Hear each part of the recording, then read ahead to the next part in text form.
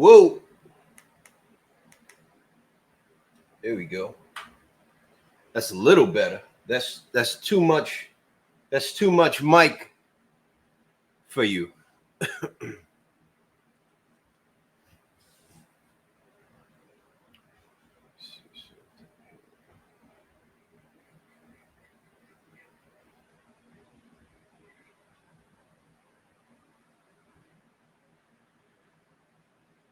Waiting for our guest to show up. Got a lot of things I want to talk about today. Can everybody? I'm like everybody. There's only one person out there. Is my mic on?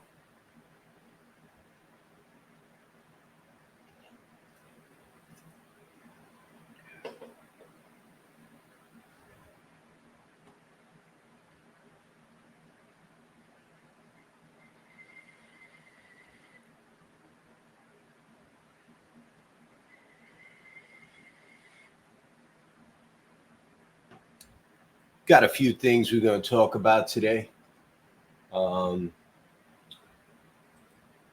A lot of trucking news going on.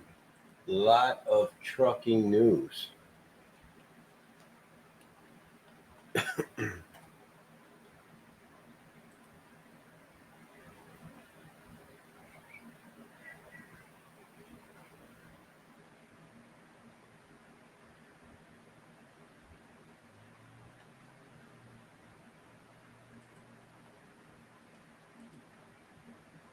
Anyway, anybody wants to call in?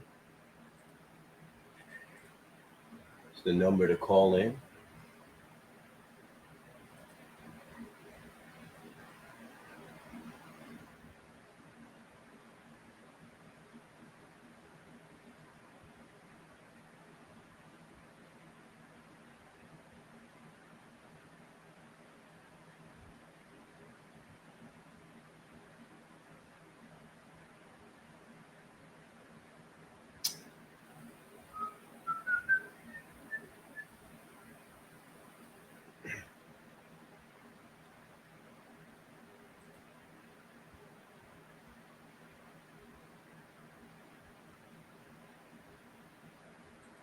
All right, you can hear me.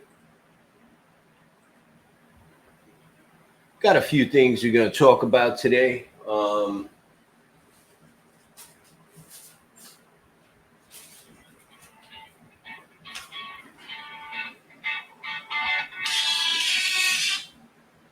Hello. I'm all right. I'm all right. Uh, oh, that's all right. Everyone thought I was starting at 8, so I had to start a little early. That's fine. Um, do me a favor. Do you want to come on? Do you want to come on the show, or do you just want to be on the phone?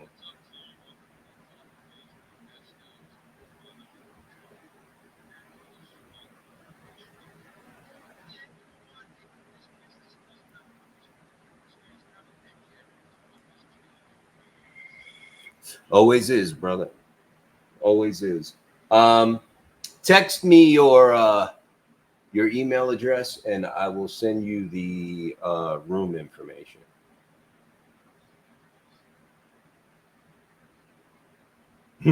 It's still live. It's still running. These guys will be people will be. That's fine. People will be popping in soon. So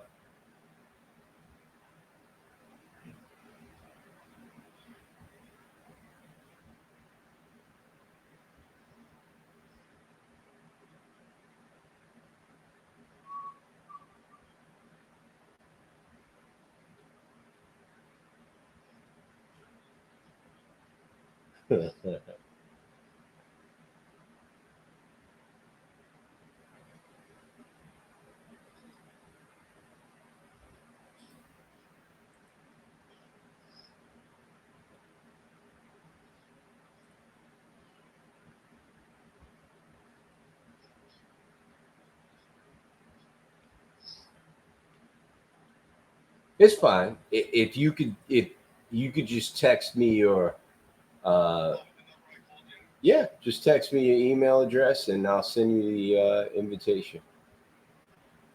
You got it. All right, bye.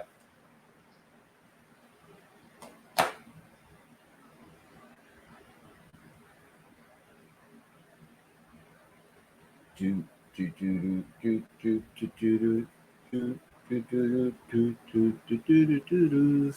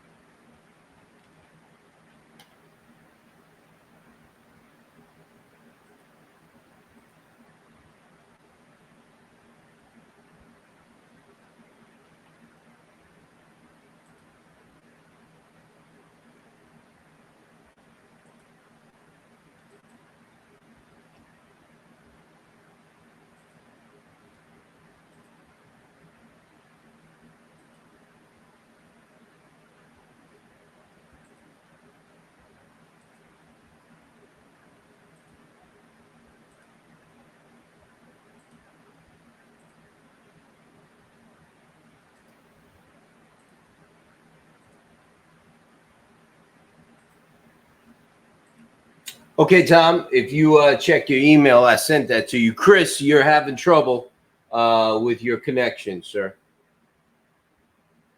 In any case, we're going to touch on a few things today. We're going to touch on a lot of things today. We're going to do that pretty quick.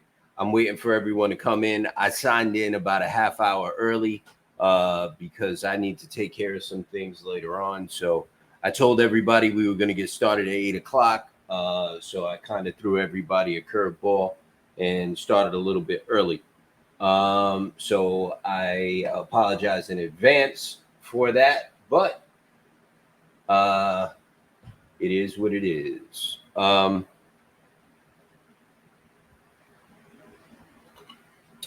everybody's having a good day, or at least trying to have a good day.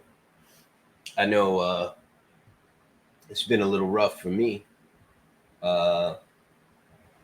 but I'm still here, still eking it out.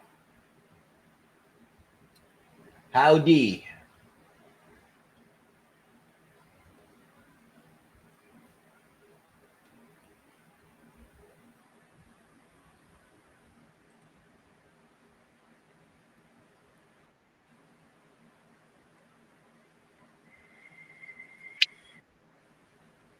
What's up, Chris?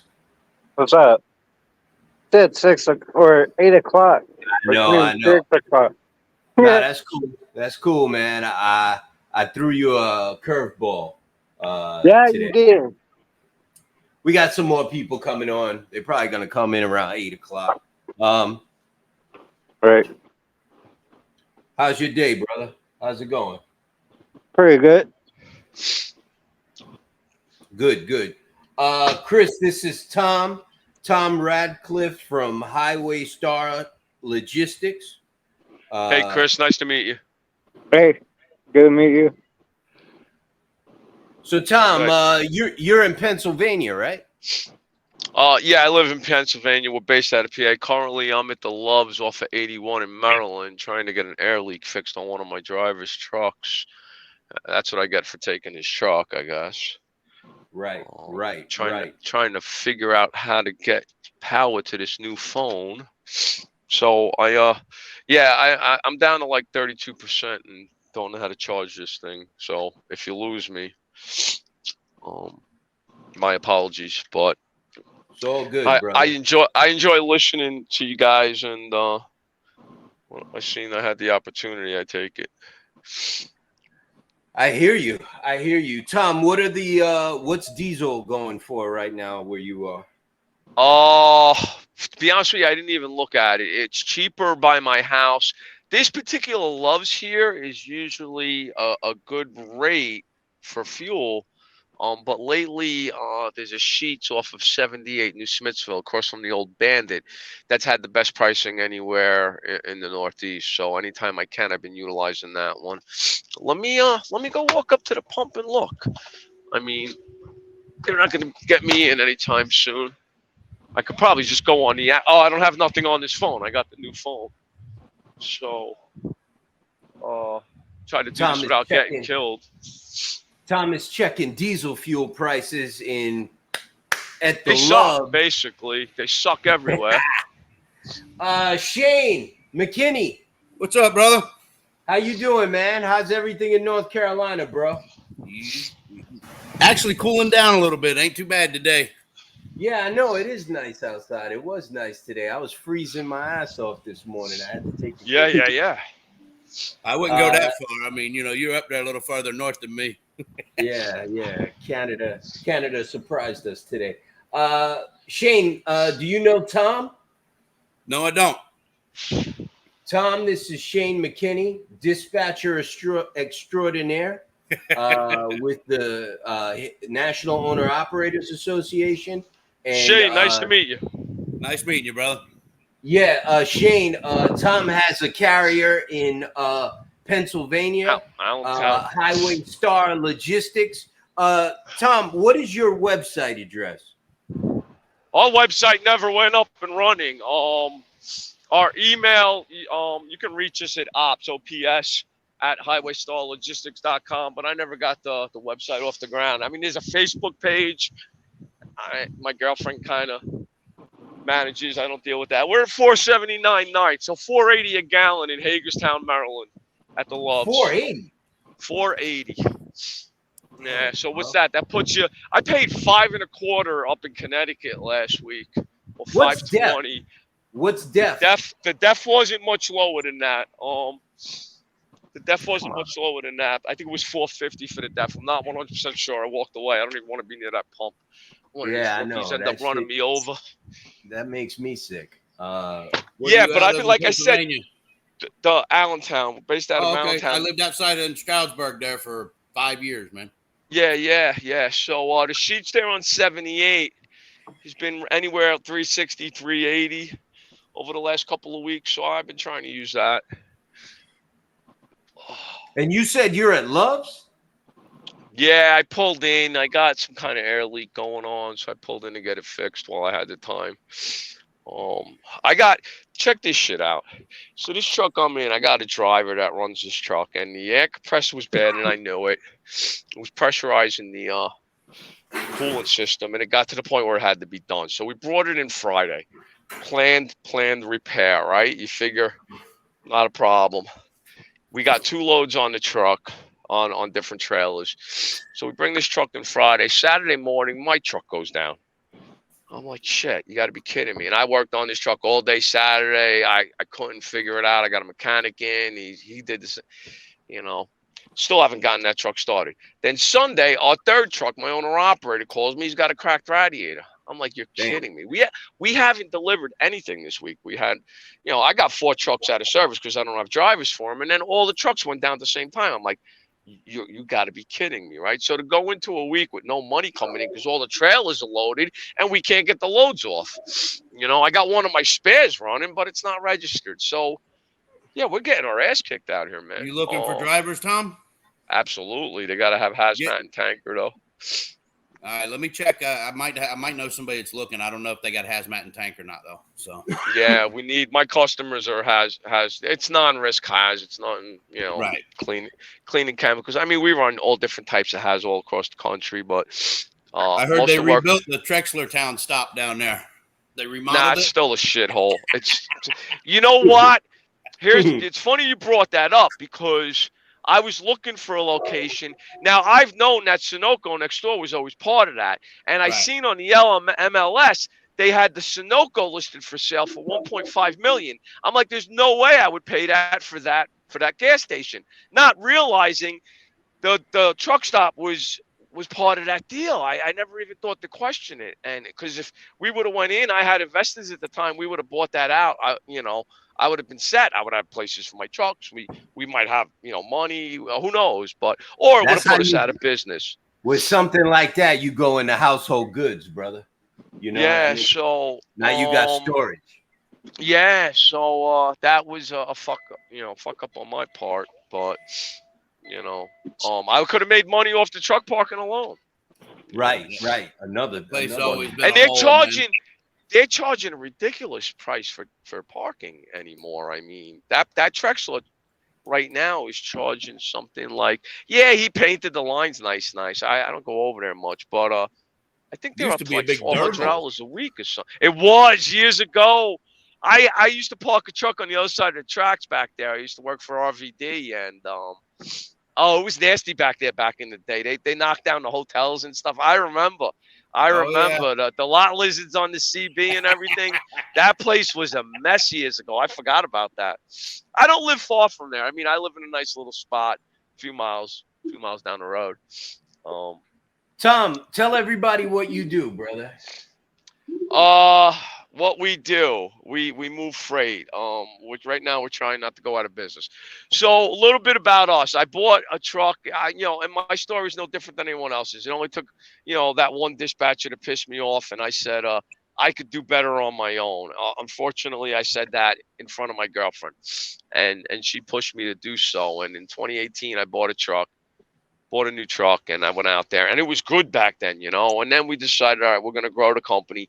Failed miserably trying to bring new guys on, training new drivers and stuff like that. It's just, small company, you can't afford that. The damages alone, and how many guys are coming out of these truck driving schools and they go out there for a few weeks and realize this ain't for them. So I took a giant step back. I brought a friend of mine I grew up on, always wanted to be a truck driver, sent him to school. I had him in the truck with me for 90 days. First week out, he did like $17,000 in damage. So I took a big step back. What are we going to do? And that's when I realized my mistake was I shouldn't be trying to build a profitable company. We're looking at, and I hear these guys on the radio and everyone bitching about these new guys and these steering wheel holders. And one day I realized that's our fault. We didn't train those guys the right way. Right? We can't bitch about these guys if we're not. I was taught by old school drivers that taught me how it's done, and this is what you did. And back then, if you fucked up, the garage doors rolled down, they kicked your ass. You learned how to do it the right way, and you didn't disrespect anybody. That's when I realized, what? How about I just teach guys how to do what I do? I got a lot of years of experience. I get guys that got enough experience that are in their early 30s or something. They know how to drive. We could save them all that bullshit of dealing with these corporate, you guys know what I'm talking about. We could save them all that bullshit. They could skip that and learn how to make money. And we did that. And I had 7 trucks out. We were doing really well. The rates were great. The work was there. There were some guys that, this just isn't for them. You got to be willing to work. If you're going to be an owner operator, you got to be willing to do whatever it takes, So some guys, just didn't have what it takes. Some guys thought the grass was greener on the other side. Some guys went out on their own. And that's the way it had to be with the way our environment was going, with the way the rates were going, the way of the cost of everything was going. I needed to back down to the one truck. And we recently started trying to regrow again. I think things are going to get nothing but better moving forward now. I think next year will be better.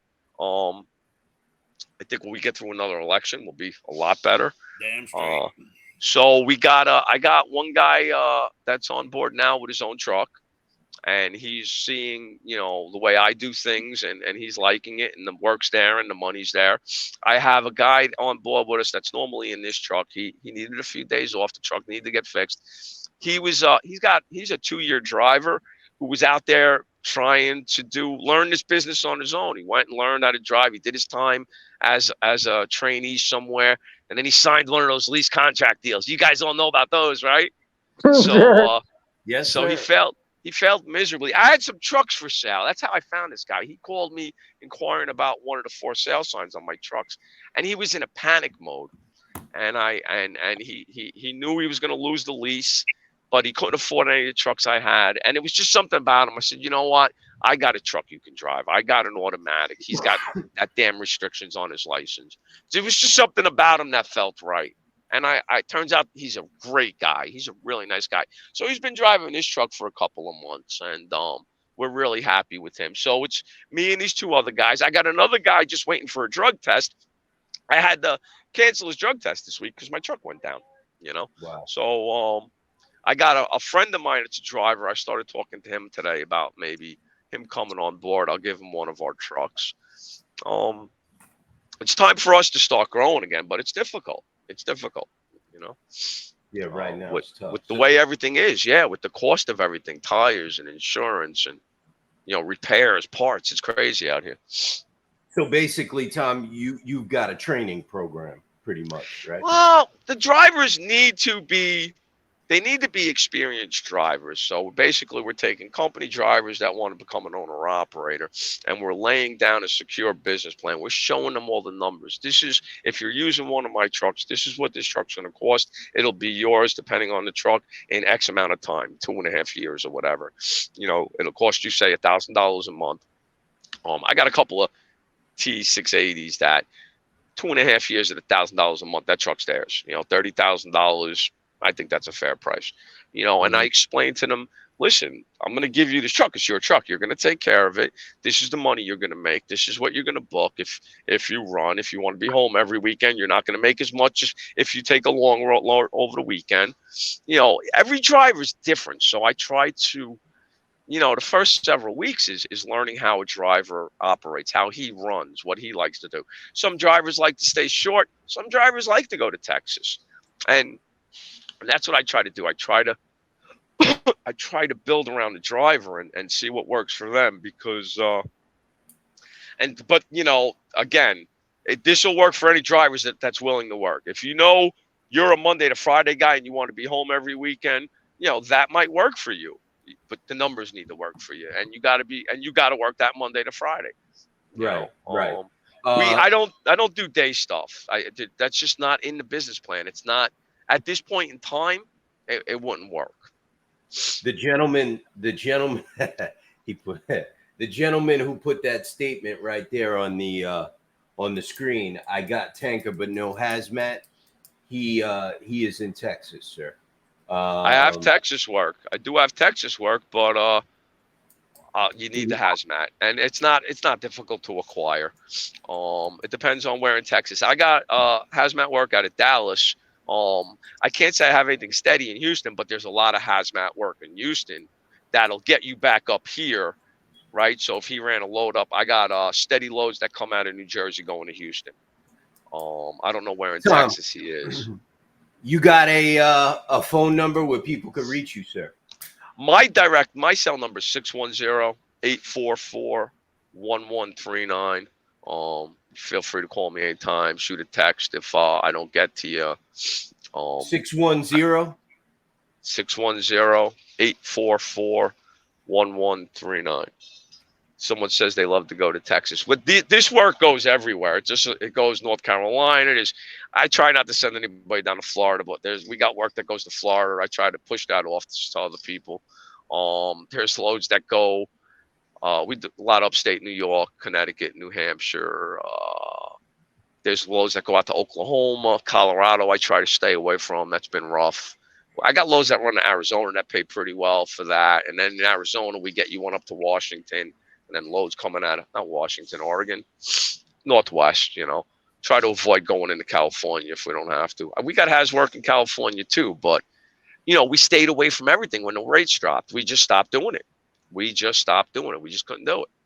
And you've got 2 T680s available right now? I got 3 T680s available right now. They're good trucks. They need I didn't when it came time to inspect them and re-register them, I backed off. I said, why am I going to spend all that money? I don't have drivers for them. They're 2016s. They got roughly 650,000 miles on them. They're good trucks. They're good, solid trucks. My equipment, I take care of my equipment. Those trucks I bought directly from PACCAR. They were leasebacks, and PACCAR offered at the time pre-certified, a used, like Honda and used cars do, and they ran it through the dealer, and so it was great. They gave me a great warranty with it. So they're good, solid trucks. They've been good to me. I trust them. I'd get in them and run them up and down the East Coast or to Texas, you know. And they're good on. They're 10 speeds. That's the thing. Those trucks are 10 speeds, and they do pretty good on fuel considering they got 455 PACCARs, and I was surprised how well they do on fuel. All right, sounds good, Tom. I put your number on the screen if anybody's looking for a deal on a truck, a lease. Contact Tom at that number. Yeah, appreciate that. He's based in Pennsylvania, runs pretty much anywhere, pretty much anywhere, right, Tom? Yeah. We build, you know, we have the work everywhere, and then we kind of customize to the driver. So, you know, if a driver lives up in the Chicago area, we got hazmat work over there. But, you know, it might take a little while to get a routine for that driver, but I got hazmat work coming out of the Atlanta area, you know, New Jersey, Hagerstown, Maryland. That's what I'm doing down here right now. North Carolina in the Charlotte area, Dallas. Did I say Chicago? It's more like Joliet around there. Fontana, California. So, you know, we got work that we can, you know, if somebody's based in that area, or we get them from whatever area they're at to there, get them loads back home, you know. We customize good, to the brother. driver. Yeah. Chris. So what's your topic today? It ain't all about me. I wanted you to plug your company, brother. I wanted appreciate you to get that, it man. It means a lot. Means a lot. Yeah, I absolutely, just sent man. over your information to a guy named Kyle out of Pittsburgh area. He should be calling you. He's got tank and hazmat. Appreciate it, brother. No problem, man. Good luck. Yeah, man. Yeah. Well, hey, we got to take care of each other. Chris, what's new, brother? Not much. When's the next training session for broker training? Saturday. Nice. I spoke Saturday to at 4 p.m. Central. Yeah. Or not Yeah. Central, Pacific. Sorry. Yeah, I spoke to Raphael like an hour ago. He's got those babies crying in the background, bro. He's got his hands full. Want to talk about a couple of things, some weird things that's been happening this week for some reason. I've been getting a lot of phone calls from TQL and CH Robinson. Anybody else? Is it just me, or are any of you getting these calls? Nah, they don't call me anymore. They've been burning my phone up this last week. Yeah, but it's not brokers. It's their back office. They're calling me and they're telling me that they owe me money or something like that. Nice. Yeah, TQL. And I'm like, oh, really? You know what I mean? Yeah. Like they just been calling me like every day. And I think TQL even sent me an email. And I don't even know how they got this email address. They're ready to write a check to get you to say positive things about them. Yo, it's crazy. They it just started this week. They just been harassing my phone, calling me. The back office, not the broker. So I'm kind of wondering if anyone else has been getting these phone calls from TQL. Tell them, don't call you, just send the money. Yeah, Yeah. It's weird, man. CH Robinson tried a few things a little while back. They tried a thing with getting us. They want to get into our ELD and they want to track our trucks. I said, no, you don't. I don't operate my company the way you want me to operate it. You're not getting access to my ELD. You're not that important. I don't need you. Haven't run a load with them since. Right. There is no reason for any broker to have access to your ELD. No. And we're okay with tracking on our phones. You know, you want to use MacroPoint or something like that. But I'm a hazmat company. That's a security breach. You know, I tell them outright, that's a security breach, man. I'm not giving you my ELD where you know where all my trucks are. No, absolutely not. So for those of you that don't know, we are down in Washington pretty much every day. We've got an office down there, and we do lobbying. We lobby Congress for truckers' issues, and we lobby when we see them trying to pass legislation that we don't agree with. And we've got a team of lobbyists, and they meet with senators and congressmen down there. Sometimes we attend those meetings, sometimes we don't. But at the end of each and every one of those meetings, they leave behind this leaflet, this handout with everyone they meet with. And as you could see there, there's a lot of information on what we are looking to get done in Washington this year. And if you look there, you could see that we talked to them about HR 3039. That is the Drive Act. That's the speed limiter act. That's the one where they were trying to get speed limiters put in everyone's truck. We've been talking to congressmen and senators about this for like the last 3 or 4 months. And we've been really pushing it. Everything on this list is the first thing that we speak to these congressmen and senators about. And today, I'm putting this on the screen because this is one of the things I want to talk about. Today, there was actually some news on this. This act, it basically it is telling the FMCSA that they're not allowed to put this rule into place. And today, this bill got 2 more supporters. So Nice. we're really pounding the pavement down there, getting that stuff, getting that message out there. And the opposition is definitely working against us, trying to get speed limiters put in trucks, but our people are working double time trying to make sure that does not happen.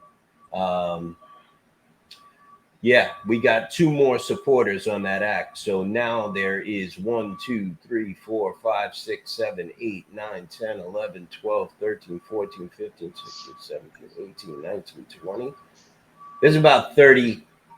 This is in the House, so there's about 30 congressmen supporting that right now. And I think speed limiters are pretty much not going to happen based on that. We've been really pushing it along with other associations.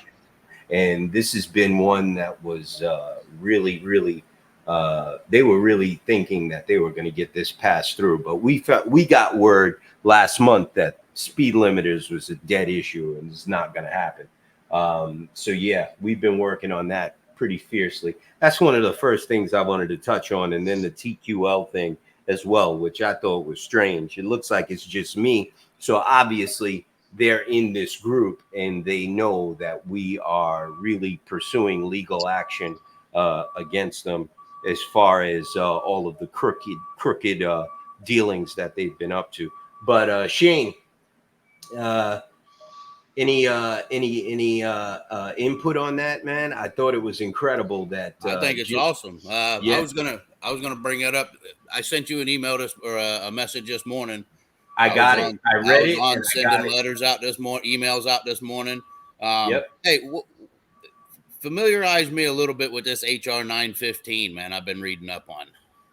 You need to give me a second on that one because I've been focusing on that. I'll come back to you on HR 915. You said HR 915, right? Yep. Motor Carrier Safety Selection Standard Act. Yeah, that has been changed to S2426. See, that's what I was wondering. But if you read this HR 915, it was presented by somebody different. And it actually reads like it's wanting a rating on the brokers, not the carriers. That's why I wanted to bring it up to you. Now, maybe I'm reading it wrong, but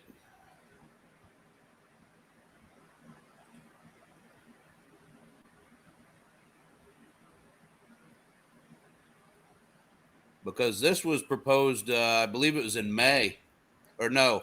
It was introduced in February by Ben Gallagher or Mike Gallagher of Wisconsin.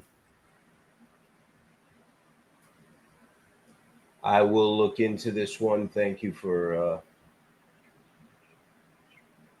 I just thought it was interesting because at first I thought it was something that had gotten switched over to that S20, what is it, 2624? Or, but this is worded completely different. I will check into that. Hold on one second. Tom's coming back in. I'll check into that one and I will let you know. Yeah, so the Now, I hit up both our senators and state representative, and I plan on sending more out. So I just got to start getting a list. So I was reading your letters, brother.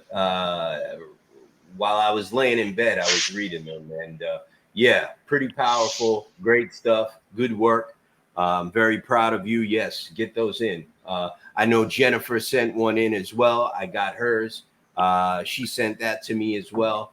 She sent it to her senator in Mississippi, and yeah, what's this that's other guy? that's what's going to get it done. You know what I mean? That you gotta write your congressman and senators. Chris, any input on that, brother? The HR 3039, the Drive Act, speed. That's the Oh, speed limit. yeah. Yeah, that should be a dead issue. It is. It's a dead issue. It's not going to happen. Yeah. But as you could see, these It's people, just gonna cause more problems if they did do it. right? But as you could see, as Shane pointed out, they're very slick. So you Yeah. always got to stay on top of them. Oh I yeah. can see, it's titled the same Motor Carrier Safety Selection Standard Act, and the S. Dot 20. 1 second. S. Dot 24. Yeah, I don't have none of my stuff in front of me. I'm out in the garage. I got evicted again. Same thing. S. Dot 2426 Motor Carrier Safety Selection Standard Act. Yes, same thing. So I will find out. Most likely, the one that you're looking at, Shane, probably didn't go anywhere. I will. Right. It looks like it didn't. It definitely didn't pass. It's just introduced. Right. So I think this one may be dead, the one that you're looking at, but I got to find out. And it looks like they just introduced this one here after it. So Well, I was looking into this transportation and infrastructure committee with Graves, Chairman Graves, mhm. and that's how I found that. I emailed him today too. So Well, yeah, he's the head of that committee, and Yep. we met with Jeff Van Drew. He's also on that committee, and we're working with them on that legislation, the 7515, which I'm going to touch on later because there was some news pertaining to that came out today as well. But before I get to that, I want to stay on this topic, which pretty much goes into that one and all of these. But I can tell you that I think what you're going to find interesting, and I think what a lot of people are going to find interesting, and I'm going to start way back in 2020. There's a woman. Her name is Ann Reinke. She is the president of the Transportation Intermediaries Association. You guys familiar with Mrs. Ann Reinke? Heard the name, I'm just not familiar with her. Yeah. Same. There you go. I'd like to introduce you to Mrs. Ann Reinke. She is the president and CEO of the TIA. Ann Reinke is a very interesting individual.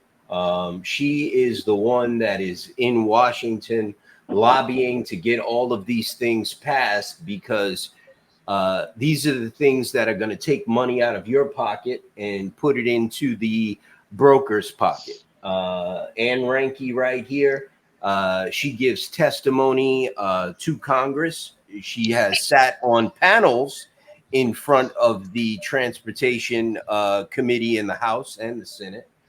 You can find her getting grilled by Jeff Van Drew on YouTube at a House hearing. Anne Ranke's a special individual. She's very smart. She's the one working behind the scenes, getting all of this legislation passed.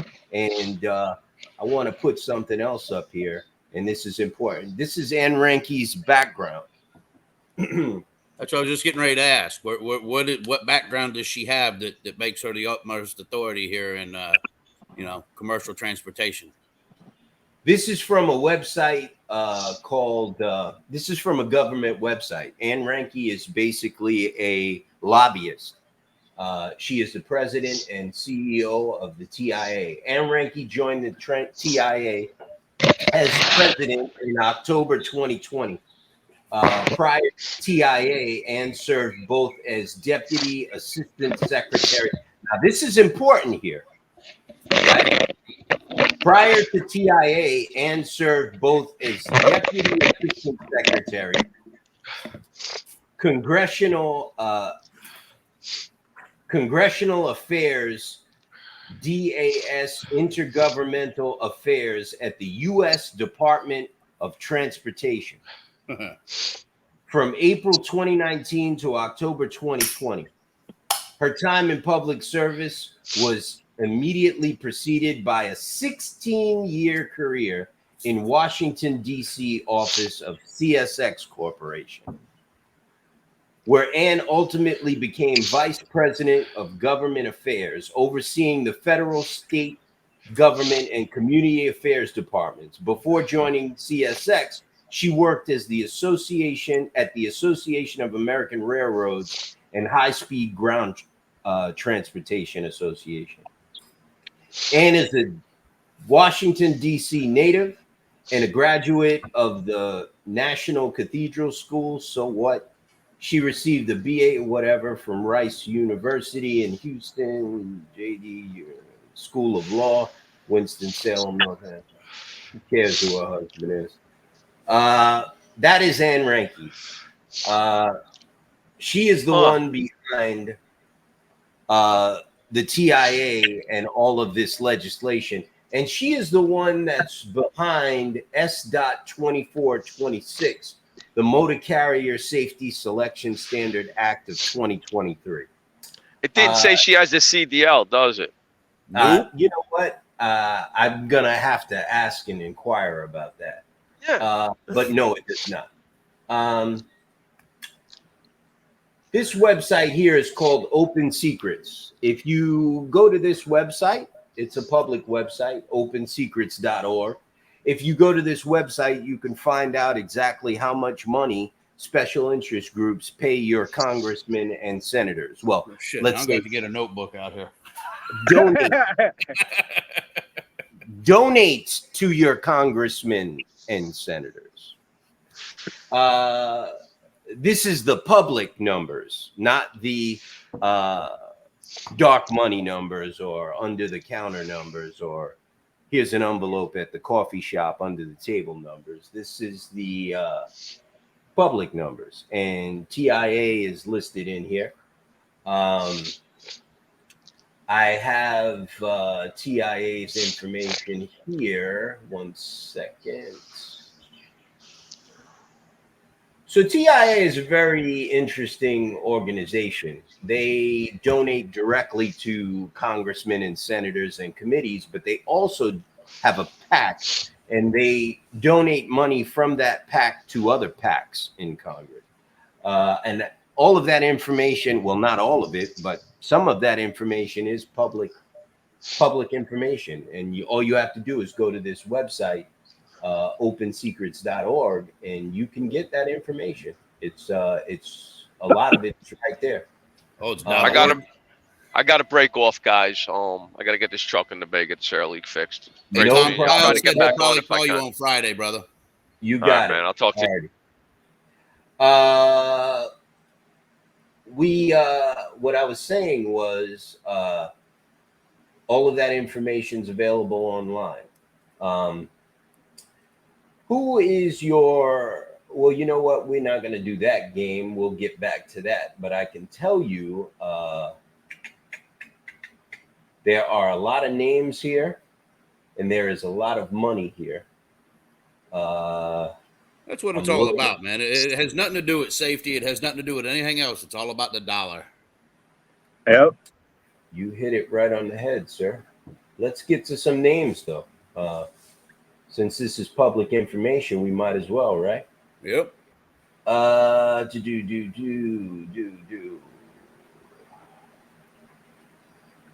You are in North Carolina, right, Shane? Yes, sir. Let's see here. Governor race got stole last election.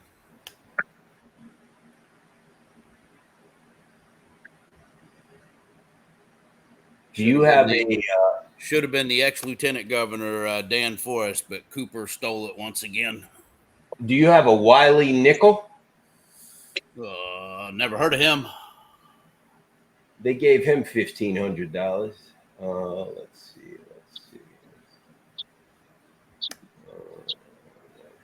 Wiley Nickel. That almost sounds like a mannequin name, man. Somebody just pocketed that $1,500 to go out to lunch. Right. Probably did, brother. He probably did. Let's see who else we got on this list. Got a lot of packs. Marco Rubio. Ooh. Marco Rubio got $5,000. I'm sure Florida is proud. Marco Rubio got $5,000 for a yes. Let's see what else we got here. Oh wow! I met with Shelly Moore Capito. They gave her $5,000. They were very nice to me. They very nice, very nice. So the people of West Virginia would be happy to know that Shelly Moore Capito does receive money from the TIA. It's right here in black and white. They gave her $5,000. Who else? How much they give Crapo? You know, I was looking for Crapo. Let's see here. Lifetime Mike. supply of paper. Let's see. Crapo. I do not see Crapo on this list, which I was really surprised He's about on that dark list. Yeah, he's the other one. I'm going to show you the other one. That's the pack list. There is a name that's on this list that I thought was pretty telling. As soon as I find it, I was kind of upset to see that Jeff Van Drew received $2,500 from the TIA. I met with Jeff Van Drew on Monday. Yeah, but see, you got to realize too, though, Mike, that doesn't mean that they're actually getting something from these guys. That's just them trying to solicit them. You know what I mean? They may not be getting anything from them. They're just priming them up, trying to in hopes that they'll get their vote for them. You know. And the sponsor of the bill, Miss Deb Fisher, senator from Nebraska, she got a nice $2,500 check from the TIA.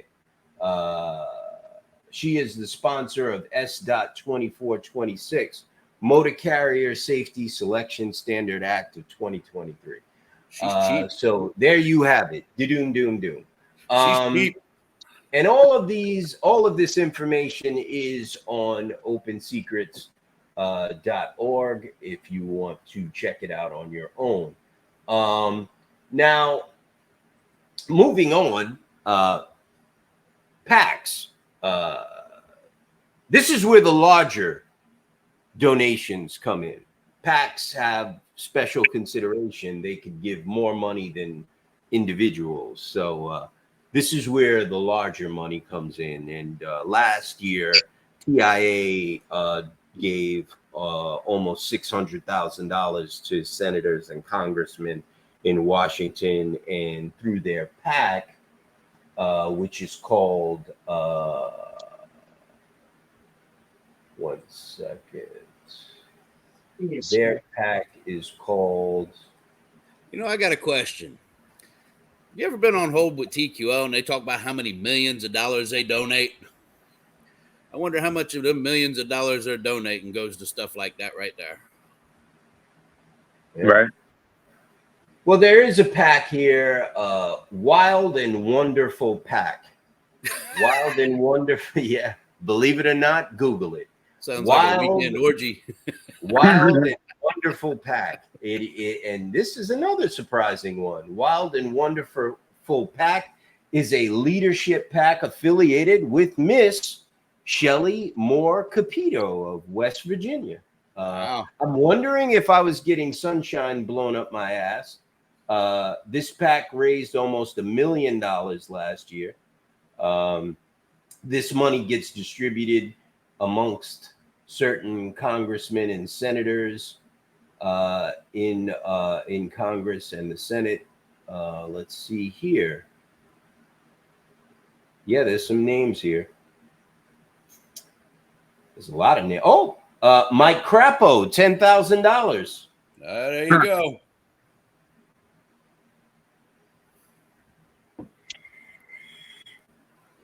Who are you looking for, Shing? What was the name again? Cooper.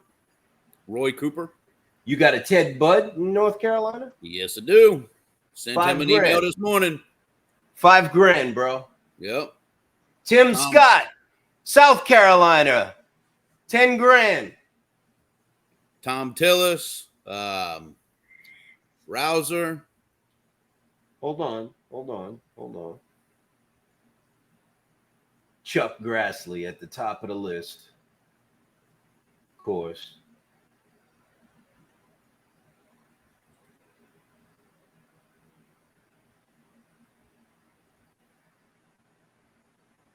Nope. I do not see any more of your people. One's enough. But you know, this is just the public information, right? Have to straighten his ass out come election time. Right. Right. Now, the donors to this pack are also listed here. And Mrs. Ranke's name is here. I saw it. 1 second. Yes, it is. See, that's the stuff you need in your arsenal when you're meeting with these people. You see, that's the thing. They think they take us as stupid. Like they know. Well, yeah, We're not they think gonna they believe that they're in this upper echelon and that nobody knows what's going on, you know? And truthfully, I'm not gonna lie, brother. I didn't know. You know what I mean? Like my lobbyists had to sit me aside and have meetings with me and explain to me how Washington works. You know what I mean? And they had to show me all this. Well, We some had- of the finer tuning We had stuff. multiple Zoom meetings, and they had to point this out, like with the pointer, like, okay, Mike, now you see here, because I asked them. I asked the question that Chris asked the other night. Why is the TIA lobbying on issues concerning truck drivers? I asked them this question. Why am I seeing Ann Reinke on a panel speaking with Jeff Van Drew about truckers being paid overtime? Why is the president and CEO of the Transportation Intermediaries Association sitting next to Louis Pugh, the vice president of OIDA, shucking it up, you know, laughing and joking around, sipping water, you know, and giving testimony to Congress about trucking issues, you know? And the reason why, when I asked them that question, and they said, we can show you why, you know? And there you have it, you know? They pay to be there, and they pay a lot of money to be there. And this is the point I want to bring across with this show tonight. Many people have been saying things about the National Owner Operators Association and me. And what you need to understand is that the membership that we have that pays for membership could never match what TIA is paying Congress to get these bills passed to keep you poor. And their thinking is the reason why. Okay? Their thinking is the reason why. We need to step our game up. We need to play this game on the same level, the same playing field that they're playing it on. You said that Right now, go ahead. You said that list shows the donors, right? Mhm. Is it just political donors or is it other affiliations too? Are there any trucking associations or anything that are showing as donors to the TIA? There's a ton of donors there. I didn't go through each and every one of them. I'd be curious. I'd be curious to go through that. I'm going to have to look through that because I'm curious about a couple of them that out there that say that they represent the truckers, and but let's see where their money's going. It's all public information, brother. Yeah, no, that's what I'm saying. It'd be interesting to look, and I'll be looking through that in the next couple of days. The names of the companies make absolutely no sense. R.B. Murphy and Associates, BL Partners LLC, Cooley, Barloon Co., ICBA, BL Partners LLC, they donated again, Dominion Energy, Capitol Hill Policy Group, K&L Gates, CSC Corp., Wiley Rain LLP. It's shady, bro. It's shady. It's just shady. Yeah, to me it sounds like even if there are trucking associations, they're gonna have a different name to where that donation is going to. Well, that's when you start researching them. It's like a rabbit hole. Once you go down it, you got to start looking, see who's, try and research who's in those associations, and time consuming. That's why nobody's able to figure it out. Right. The whole thing is, right, when you see these bills like S.2426 and 7050 HR 7015, things like that, what you need to do is you need to go to Open Secrets and you need to match up the sponsors and co-sponsors to these donations, and you will start to see a pattern. And that's the way the game is played in Washington. And, I've had talks with members of other trucking associations, and they don't like it. They disagree with it. And, not many of us have PACs. And it is something that's out there, and it's something that needs to be on everybody's mind. And I want people to understand what the National Owner Operators Association is doing down in Washington and what we are up against and what we are fighting against. Okay.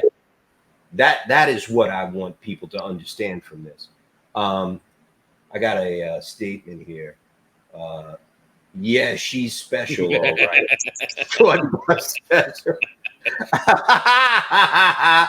I agree.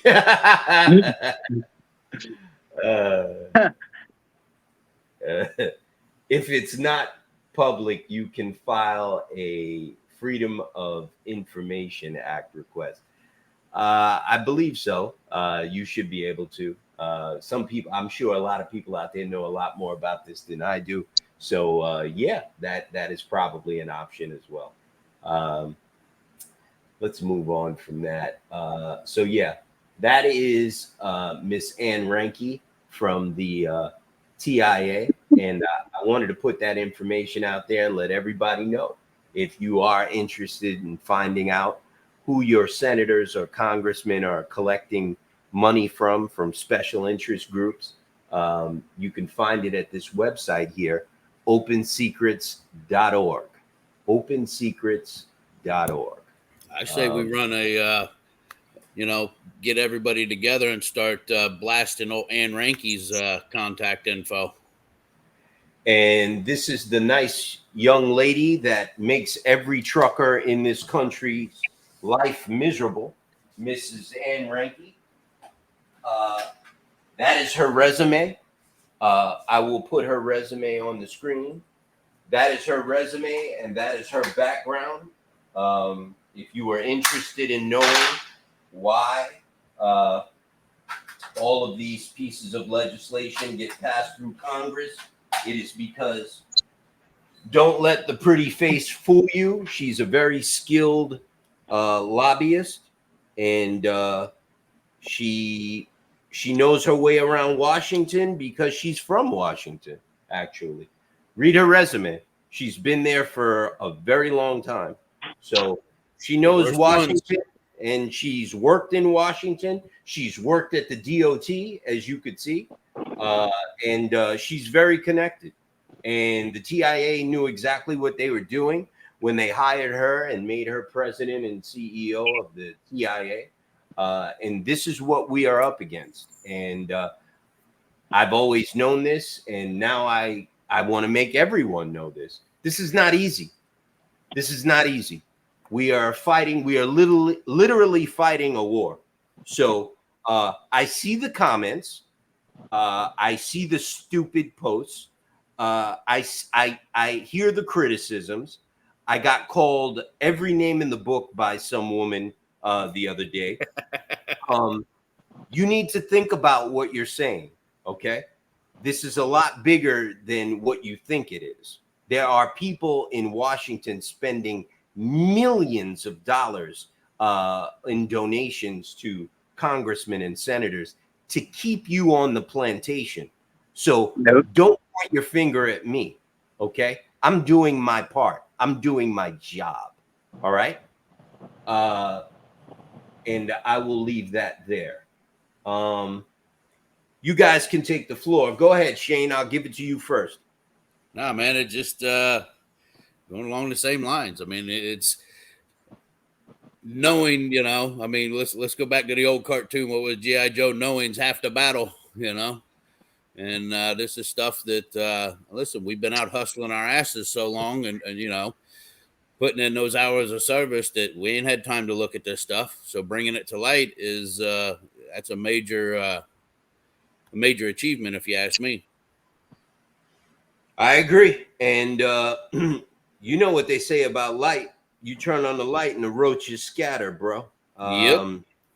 And that's what we're dealing with, you know, and that's what I need people to understand. I mean, people going to say whatever they're going to say anyway, you know, especially on social media. So I don't take any of that seriously or personally. But Hey, for the people they're that talking actually, about me, they're leaving somebody else alone is the way I look at it. right. You doing your service, right? You know, I know there's people out there that really care about this information. So those are the people that I'm getting it out there for. You know, I know there's people out there that don't understand any of this because I didn't understand how any of this was legal, you know, and someone had to draw a picture for me like I was a second grader and point it out, you know what I mean? And the truth of the matter is it is. And this is how they get these. When you say, how do I have an ELD in my truck? Ask Ann Ranke. Ask the gentleman that was there before her. That's why you have an ELD in your truck. How is there not one rule or regulation for a freight broker in the transportation industry? Ask Ann Ranke. Those donations is why there is not one rule governing freight brokers in the transportation industry. Okay, so you can go ahead and think it's a free market. It's it's market rates. You know, they'll call you a socialist or whatever. But the truth of the matter is they pay millions of dollars every year to stay unregulated, and they will continue to do that. And we're going to shine light on that. Go ahead, Chris. I mean, you guys pretty much covered it all. I mean, I had my suspicions about the whole government. I've always been suspicious about it. Like, it's not even just with trucking. It happens all across America when it comes to DC and taking the bribe. A lot more blatant in the last 10 years. Yeah, it's gotten a lot more blatant and more corrupt. And I mean, the truth's finally coming out. Yep. I'll be right back, guys. And we're finding it. So, I mean, we got to keep up the fight. Otherwise, it's just going to get even worse. You got it. 1 second, brother.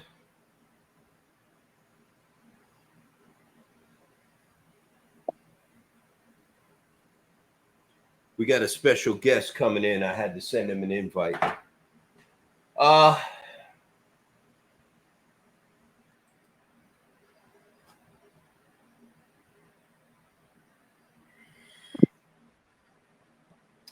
I got an email today from the fuel card people. It looks like our fuel card is going to be dropping soon. 1 second here. Let me find it.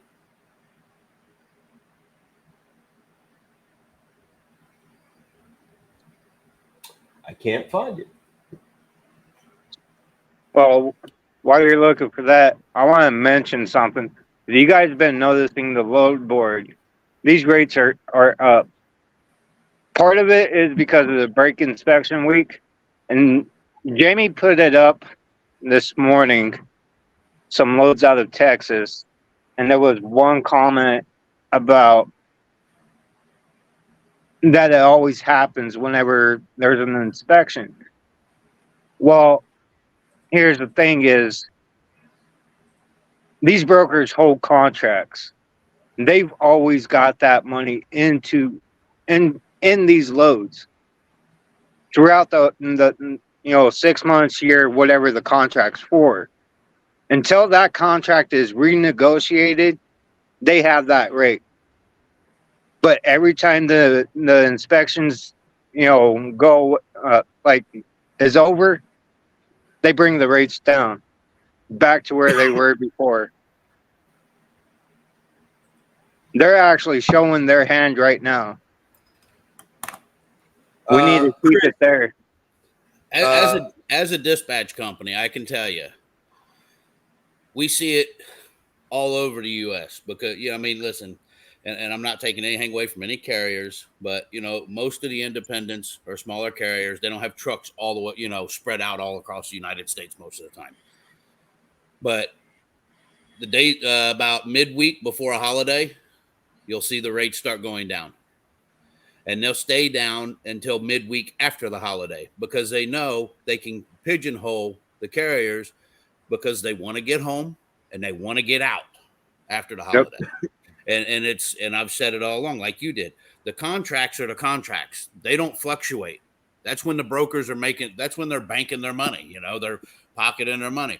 The brokers are, they're a little butthurt because of COVID because they lost their tails, there was a lot of them actually gave up their contracts because the rates were were going above what their contract was. Right.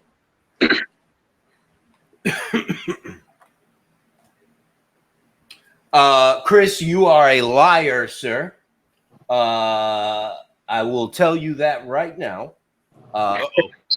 That is bullshit. You're getting paid by the National Owner Operators Association to say that. Rates are not going up. Rates are not going up. And I'm going to go into DAT and I'm going to put in some really stupid parameters and I'm going to punch up a bunch of loads that say 60 cents a mile. And I'm going to prove without a shadow of a doubt, like Matlock in court, that you are a liar, sir. Okay. Go for it. You see how many people called me a liar, son? When I said, oh, wow, rates are going up. You're a liar. Bullshit. Send them to me. Yeah, where? This is the most self-hating group of people I ever met in my life, man. It's incredible. So in Idaho, the rates haven't gone up, but they go up in the afternoon when they haven't moved. They go up about $500-600. Oh, by the way, before I forget, I don't know if everybody out there knows, but Billy Randall was in a very bad truck accident, and I was supposed to meet with him this afternoon at a restaurant here in Queens, and he called me up and he said, "Mike, I'm really in pain, my arm." I don't feel good. Can we reschedule? So I said, hey man, I was like happy because I was screwed today too. So I said, hey man, no problem. So we're gonna have a Zoom meeting, I think next week, and we're going to speak through Zoom. So I just want to let everybody know because I know I told everybody I was going to be meeting with them. But Billy's a cool guy, man. Billy Randall is a nice guy. He's a cool guy. I'm going to assume he's from New York because he talks like he's from Brooklyn. But he's the nicest guy. Truckers Movement for Justice is a great organization. And Billy is the goods, man. Billy Randall from TMJ. Speedy recovery, Billy, if you're watching this, and I know you're probably not, but if you are, speedy recovery. Absolutely. And, get back on your feet. We support you. We support Truckers Movement for Justice. These cats been out here for years putting their fingers in these clowns' faces in Washington and everywhere else. And we love you, Billy. Get well soon. We got a special guest here, Mr. Justin Stone. He goes by the name of Big Daddy on Twitter. If you are on Twitter, type in Big Daddy and give him a follow on Twitter. Justin's cool people. And Justin, you got a nice tan there, bro. Is it hot in Texas? Nah, it's freezing cold. That was a stupid question. I'm sorry, brother. I see you definitely. You don't see the icicles hanging up there? I see it, brother. You know, I got to give it to you, man, and everybody down in Texas. Jake said a couple of weeks ago, why would anyone live in Texas? Why does it need to be this hot? And Jake lives in Central Florida. Like, he knows what heat is. If you got a dude that lives where it's hot saying, God damn, you live in a hot state. You live in a hot state, bro. That shit is hot. In any case, Justin, what's new, brother? Thanks for coming on the show. Please get whatever you need to get off your chest off, man. It's the same old here. I mean, I run my truck. I'm a company guy, so, I haul oil field water and stuff like that for now. I mean, there's not a lot to say about it. It's not glamorous work. It pays the bills. But I mean, being that I drive a truck, I feel that I have to help you guys. If I could be out on the road, I would be. But yeah, I mean, I call all you guys friends. I've gotten to know a lot of you. I talk to Chris on a regular. I talk to Jamie a lot. I always hang out in the spaces. Anytime I see a Noah space up, I'm there. I see you. Thank you. I see you. I do what I can. I can really only morally support at the moment. But once I got the scratch together, once I get the scratch together and get everything going, I plan on joining the association too, being a paid member, so. Hey, Justin, question. Where are you in Texas? Where are you located? Are you near Jamie? No, me and Jamie are on the opposite sides of the state. Yeah. So you on the west? I'm over near. Yeah. Oh damn! Oh, you shit. Yeah, you. It's hot where you at, brother. Yeah, your whole DNA is different. You know what I mean? Yeah, it's the desert, man. Yeah. It's tough where you at, bro. Yeah. So you in the oil fields, huh? What? Yes, sir. Have you seen an uptick in trucks since the market's been such shitty for the OTR guys? Have we seen an uptick in trucks? Well, I mean, we do have at my yard we have 6 owner operators. There was only 2 when I got there. Right. Yeah, I know across the board. I so- mean, some of the people I used to dispatch for, they went into the the oil fields, natural gas over in the Midwest, over Western Virginia or Western Pennsylvania, Virginia. So now, have you guys seen a change in the rates over there? I don't know. I don't know what none of the rates are. I mean, As long as they pay you what you're supposed to get oil field paid. stuff doesn't run on rates like that. Yeah, as long as they pay me my hourly rate, that's what I get. So, because I'm being company, I'm an hourly guy. So you don't have your own truck, Justin? That's what I was going to ask you. No, I'd love. Yeah, I'm a company guy. I'd love to have my own truck. That would make things easier because then I could move, wherever I wanted to. I could, if I didn't want to haul a tanker, I could go haul sand or a belly dump or, whatever. With Noah paying for your support the way that they do, you should be able to afford one real soon. Oh, really? Well, I'm gonna jump on that then. What kind of truck you looking for, Justin? Well, I'm a bigger guy, so I can't have none of those little flat tops with the long hoods. Even though I love the way they look.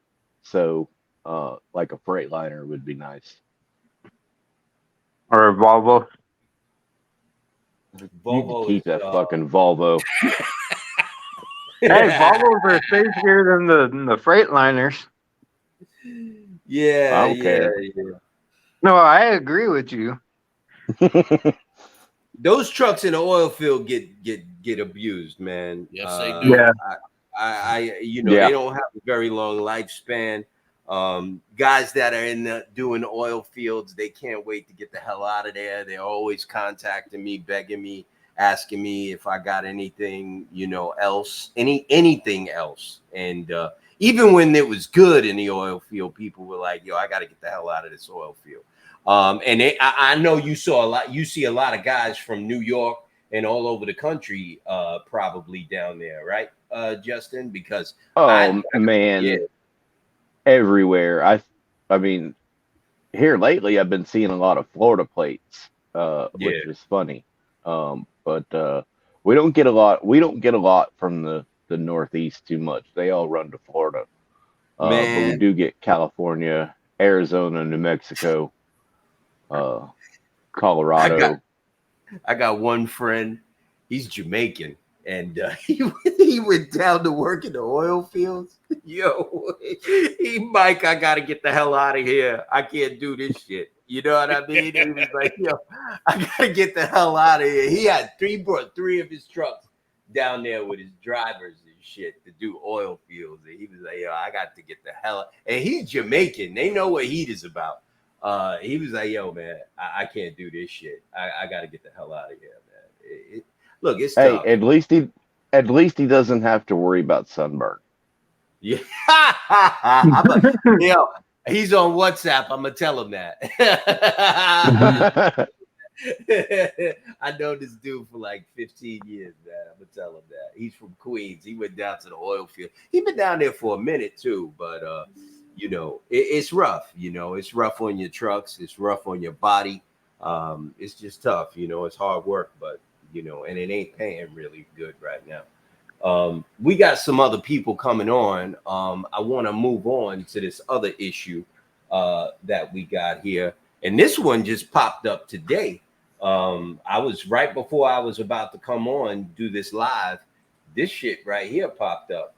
FMCSA taking another look at truckers' detention time with operational safety impacts under the microscope.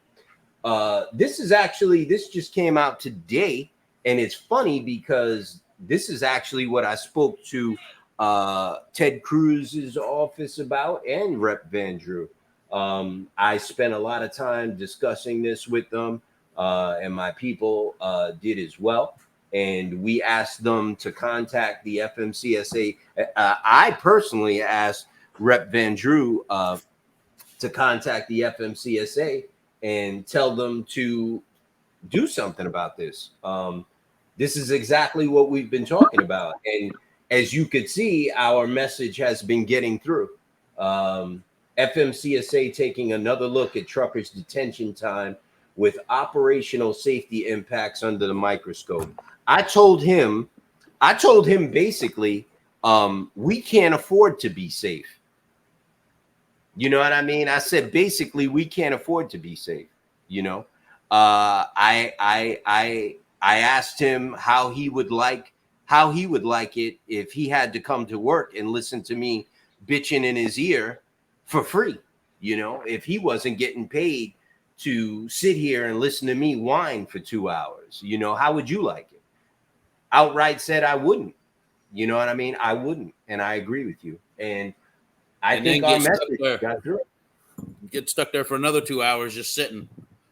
Right, for free. You know what I mean? And, you know, they were very receptive, obviously. And, you know, we appreciate that. And this is what I put these things up there to point out that, you know, we're not sitting on our ass collecting dues. We actually doing something in Washington. We're actually getting things done. This came out just today. So, you know, we're working, you know, and we leave these things with everyone that we speak to down in Washington. We relay your concerns and your issues to every congressman and senator that we speak to. And we just wanted to point that out. Sean, are you there? Sean is not there. I guess he tried to get in before. I think it was yesterday, and he couldn't get in either. Chris, any comments on that? I mean, they really do need to look at the detention, because I've even had shippers and receivers actually tell me that they pay these brokers really good money for the detention. And then these brokers only want to give us, what, $25-$30 an hour? Or $150 freaking layover, or $250, whatever. Right. Right. And, you know, we talked to him about that. Like, that's BS, man. You know, these guys, they're sitting in yards waiting to get loaded, waiting to get unloaded. You know what I mean? The forced to operate by this ELD that doesn't make the road safer. You're costing them thousands of dollars a day, hundreds of dollars, thousands of dollars a day in wasted time. And it's been proven. It's documented and proven.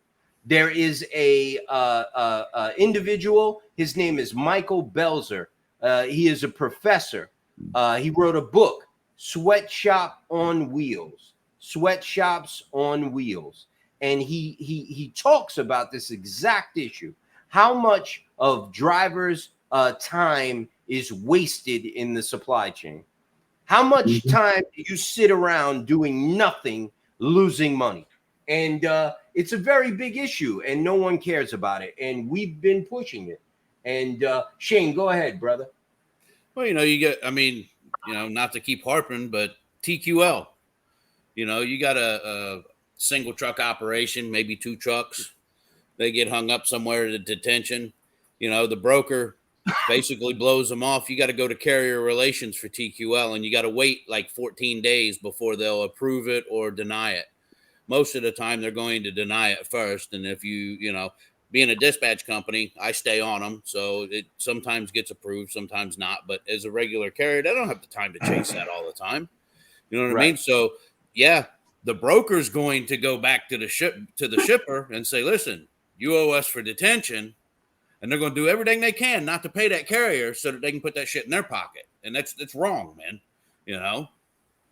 Fuel surcharge. Even when they do get it, it's skimmed. Yeah, big time. Yeah, big time. Because I even had Americold tell me that they pay the broker for a layover. They pay anywhere from $700 to $1,000 for a layover. That's crazy. Best I ever got on a Tanu was $2,600. And that was because the guy got stuck over the weekend, and I wouldn't stop fighting with that broker for the whole weekend. So, Right. Justin, this pertains to you mostly, since you're a company driver. This pertains to you. But what we suggested to Rep Van Drew was to rewrite it and add more language to it, so it could benefit owner operators as well and company drivers. the Overtime Act. Yes, HR 7517, Guaranteeing Overtime for Truckers Act. And it's a very serious issue. There's a lot to this, and it's very complex. And we asked them to reintroduce it, and they agreed, and it will be reintroduced next month. Justin, handing you the mic, Justin. Overtime, that would be great. I could use some overtime. I mean, I'm not this experienced driver. I haven't been out here doing this for years. I just got my CDL right around the time you formed NOAA. I got my CDL in March. But Justin, here's the thing, brother. If you go to work and you punch that clock, and you expect to be paid from the moment you punch that clock to the moment you sign off, right? Correct. That's all you need to know, brother. You know what I mean? That's really it. Yeah. Well, we do our time a little different. We don't go in and punch a clock when we get there and then punch a clock when we leave. All of our time is all based on the field tickets that we do for each job. Hang on one second. Okay. Is that Sean or Matt? I don't know you guys' faces. I only know John because he's the only one I met face to face. So please tell me who you are. Hey, what's up? It's me, MAGA Mission. That is Matt. Hey, Matt. What's up? That is Matt from MAGA Mission, otherwise known as MAGA. Hey, Matt, how you doing, brother? I'm good, guys. I just I'm trying to get settled here, but I jumped on and thought, well, I'm on my phone. I wanted to be on my laptop, but I figured I'd just get on and say hi. I wanted to check out what you guys were doing, and I've been excited to visit. Just talking truck stuff, brother. Thanks for coming by. Everybody, this is Matt. He is the creator of MAGAmission.org. MAGAmission.org. They own Twitter. They are the biggest thing on Twitter. If you are ever on Twitter, please check out one of MAGA Mission Spaces. Matt, talk about some of the things that you cover on in your spaces. It's not just about trucking. You guys cover a lot of issues. Can you talk a little bit about MAGA Mission and what exactly you guys do? Yeah, so the premise is that we really wanted to get the voice of the people heard, and I've been listening to people speak on issues for months and months, and a lot of people have some heart-wrenching stories. There's vaccine injuries, there's economic crisis, there's so many things going on. And after a while, I realized that people were just frustrated. They didn't know what to do. And I figured, well, why don't we get together and listen? So we did that. We listened and listened for months. I listened to people, and then I realized, well, this problem is a lot larger than people can tackle. One problem, one person looking at the big picture gets overwhelmed. So we identified each issue and we let the people speak on these things. And then I pretty much kind of came up with the name, the Hydra, because there were so many problems. There's just too many heads to tackle. And I figured, well, we'll get together. We'll start to figure out how to solve this thing and get to the heart of the beast. And really, that's kind of how it started. I was getting kind of more political. I had first started out as another character, Ali Badogi, and I was doing kind of political comedy, and I wanted to get more serious, and MAGA Mission was born from that, and we've connected people to action items. So we're doing a little bit of work with Scott Pressler and Early Vote Action, which then, gets me to Votify Now, which is a really great app to monitor for election integrity. And really, my Saturday spaces are focused on election integrity, civil liberties, all of these things, national security, economics, everything that you could think of. And we're really bringing what we want to really do. The mission is to bring the politicians in so they can have those conversations, those required conversations with their constituents, the people. And then we came across you and Noah, and a whole other aspect. Another head of the Hydra popped up. And this is what I'm saying. It doesn't matter how many heads you chop off or you handle, there's yet another one. Even if you take care of one issue, there's yet another underlying issue. So this is a whole other avenue here, and it's national security. This is a big deal.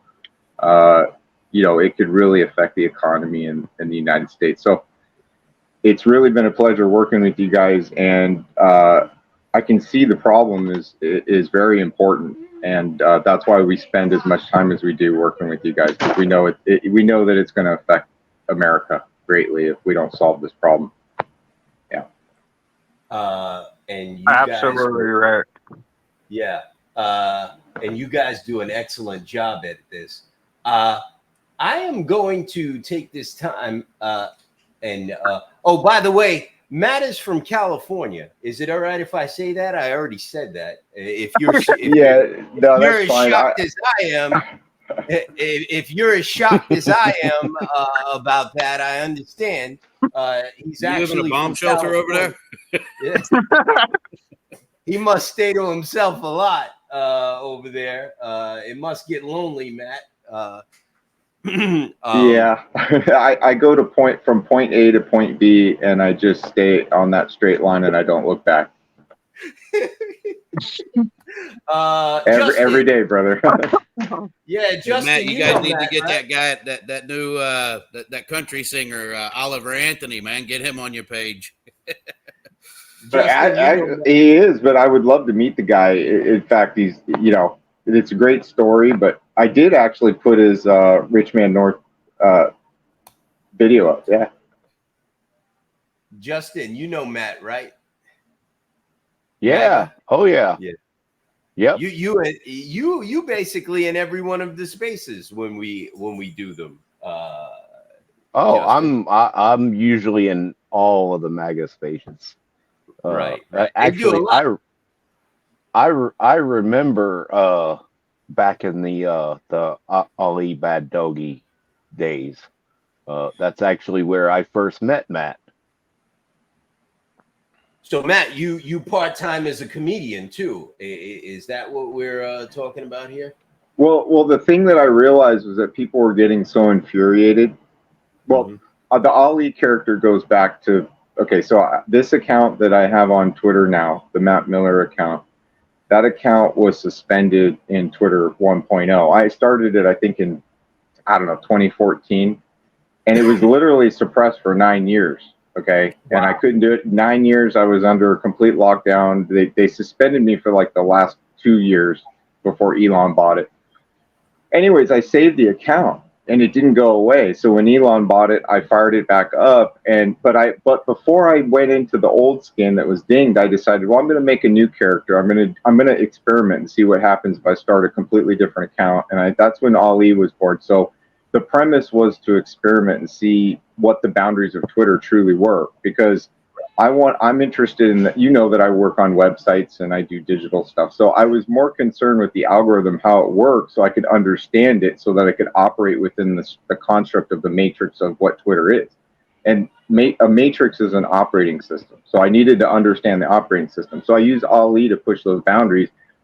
And, I learned a lot, and I applied what I learned to my past account. And so Ali was basically the testing ground for exploring the boundaries of the Twitter algorithm and the censorship.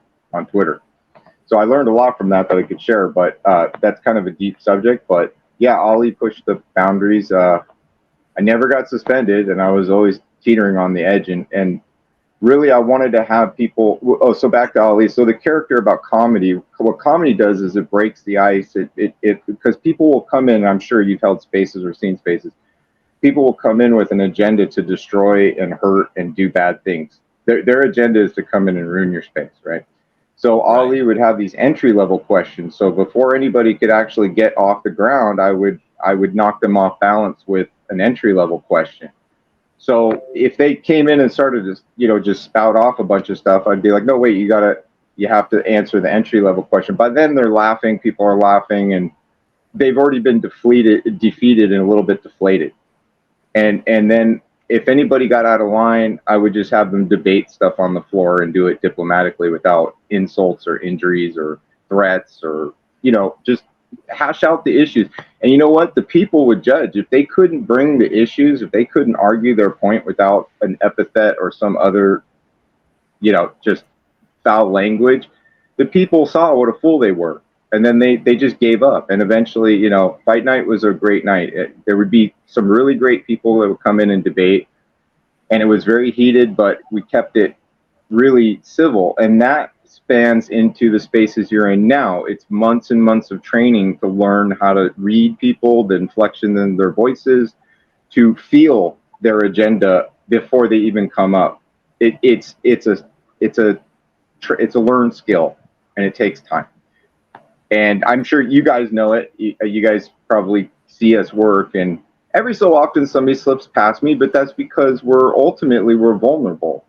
We're exposing ourselves to the world. I'm exposing myself right now to you. But the thing is, that's the thing. You got to take the risk. You got to be vulnerable, and with that comes sometimes a bad actor, and that just happens, So every so often somebody slips past me, but it's kind of like when it happens, I just go, and then we just move on, and I don't let them deflate the room. They never get to take the energy out of what we're doing. That's their goal. So I don't let them do it, and that's just, you got to learn how to do that. I try to teach people that. I think most of the hosts got it. Some of them got it, and they're getting good at it. So we got a great team. Well, I know people have comments and questions they want to ask Matt, but I want to say that I spoke to your partner today, John, and you are going to have a special guest coming to your show. I made the connection, and he said he is going to come. Mr. James Lamb, President and CEO of the Small Business Trucking Coalition, is going to be contacting you guys to do your show. So that's the closest you can get to OOIDA. I don't think Todd Spencer will ever do MAGA Mission. I don't think Todd Spencer leaves his office. But Todd sir, Spencer is really not for the truckers. I just want to throw that out there. I don't think Todd Spencer's for anyone. Except not himself. even Todd Spencer. Yeah, I don't even think he's for Todd Spencer, bro. I don't even think he's a real person. I think he's some sort of cardboard cutout, and some lady just writes those letters and signs them and sends them out. I want to put AI. something on it. Yeah. Matt, before you go, I want to ask you a question, because I know you're very big. You're like a programmer. And I was given, we've both been contacted by an individual. I have no idea what he's trying to get me to do, but he keeps sending me stuff. And he brought it up in a space the other day. You wasn't there, but he brought it up that he's been contacting you and me about it. And he said, just give me the go ahead. And I said, okay, go. And he just sent me all this stuff. But we're going to touch on that one. I just put something on the screen that Matt sent me out of nowhere. I didn't even know he was working on it on August 4th. And this is the type of person that Matt is, and this is the type of organization that MAGA Mission is. And I'd like you to talk about this, Matt, because you wrote this and created it. This is the 2024 Transportation Transparency Act that Matt actually wrote himself for us to submit to Congress. And I know this is a draft, but I want everyone to see where your heart is and how your mind works and what you do, pretty much. You're not a trucker. I should point that out there, right, Matt? You don't have a CDL and you don't drive trucks. You just care about issues, and one of them is trucking issues. And that's why we love you and we love MAGA Mission.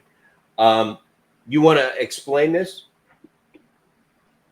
Yeah, well, when you talk the issues that we talk so much and you hear the desperation in so many Americans' voices, you realize that somebody has to do something, not to mention the fact that you hear about all these laws and bills and acts that are coming out, and they're coming out like wildfire. They're spreading across America like a wildfire, and nobody's doing anything about it. And I know people are writing legislation. I know people are writing bills and laws, possibly on the conservative side, but do we really hear about them?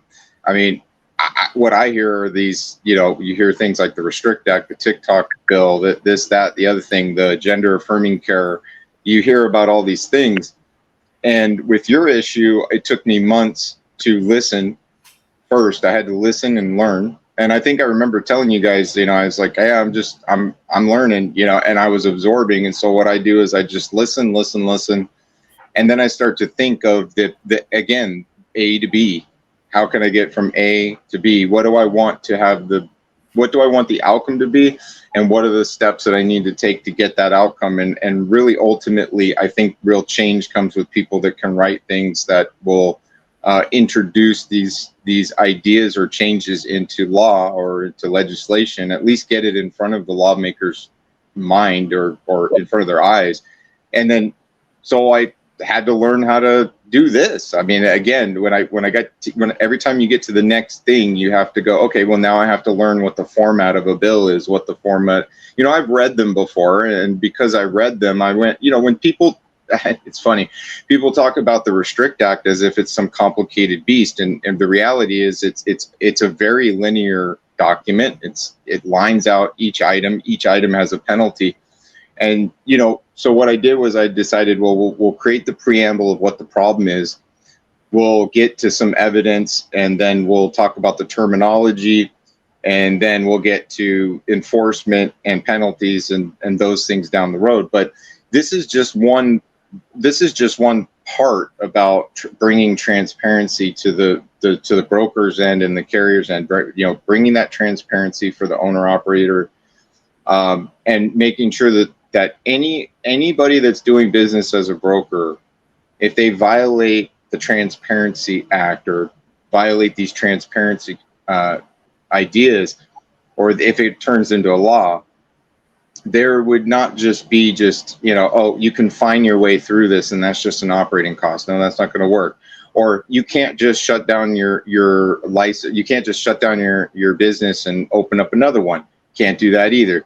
You can't just go and invest in your buddies or your family members. You cannot do any business in transportation if you go down this road of violations that basically it might start with a fine. It depends on what you're doing. I mean, if you're rampantly violating the Transparency Act, and doing say double brokering or even worse, some other things, that basically you would end up not being able to be involved in any business that's involved, any business at all in the transportation industry, or even invest in it. I mean, like, you are out. That's so what I didn't go too deep into the penalties here, because this is broad strokes right now. This right here gives somebody that you place this in their hand that knows about laws and knows things, they can fill in the blanks. We can work on what we need to put in there as far as evidence. Evidence is a big thing, because we have to actually call out and refer to other acts or past bills, or, like the Carrier Act, or I think it was, 49, I'm sure I can't recall the exact. I know it was CFR 49371.3. Right. Okay. Excuse me. You guys have all that terminology. So what I'm trying to say is we have to pull from those and insert those examples in there. But But anyways, when it comes to penalties, I'm not going to really sit here and come up with a lot of penalties. But the one thing I do know is that if somebody's abusing the industry and doing, something nefarious, the oversight should be there to enforce that they are penalized for it, stopped, and that escalates. As that escalates their activity, it cuts them out of the industry the more they behave that way. It has to go that way, because it's not fair that somebody could just shut down and open up another business in another name, or even get in the industry indirectly. You know what I mean? Right. I don't know if that's too harsh, and I don't want to make those laws. I want people that are more experienced in law and penalties and things like this to kind of help out. So you have a good premise there. We could build on it. I mean, And we are. It takes, well, yeah, I hope so. And it takes that's what it's going to take, Mike. There's the premise for you to insert what you need. And Jamie, he has some evidence he's been gathering. He's been working hard on that. So, and then, we've been talking with Albert Harshaw, and he has, in his mind, he has some sections on maybe infrastructure and other things. So when you're looking at total reform, you need sections upon sections of every single issue we've been talking about. And then you create a complete reformation of the past 1980 Carrier Act, because it's outdated. And then now it's time to update it. And you just, instead of reforming it or amending it and keep putting Band-Aids on things and patching things up, I know this sounds like maybe we're throwing the baby out with the bathwater. Maybe there's some good things in there, but the one thing that didn't happen was the enforcement, right? The enforcement of something. So that didn't happen. And then there's some ways that the brokers are skating around the transparency. So Right. I don't know if you think it needs to be completely just replaced by a new updated for the next 80 years. Think about it, gentlemen. I mean, this needs to last us for possibly the next 100 years. Whatever we do now, I mean, we won't be here to experience it. So we really got to think it through and make sure that I don't want to go too far in the future, because we've talked about electric cars and unmanned trucks and all that stuff. I mean, how far do we project in our minds to protect truckers? Right. How far do we have to project it? As far as we can. Go ahead, Shane. As far as we can. Exactly. I mean, it's listen, it's my own opinion. Call me a conspiracy theorist, but I think a lot of this stuff with the rates and the supply chain, I think it has to do with all of the big money that was invested in these electric trucks. Electric trucks, electric cars. Nobody can purchase these trucks. No independent operator is going to be able to afford a $650,000 tractor.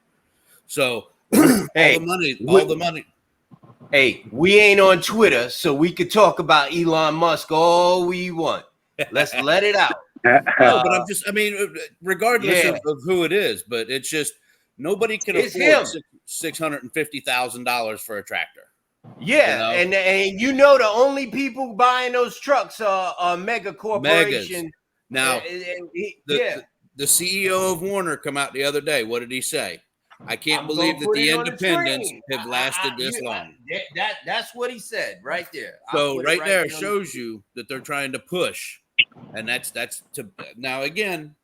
You got me on my freaking soapbox here, but I mean, if you ask me, they're trying to push the independents out. Yep. People with the big money, the investors, this way they get a return on their investment.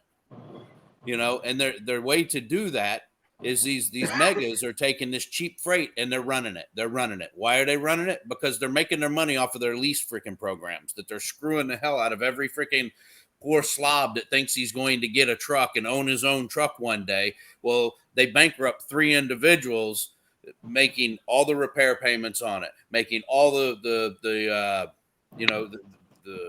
purchase payments on it. The company has no skin in the game on that truck.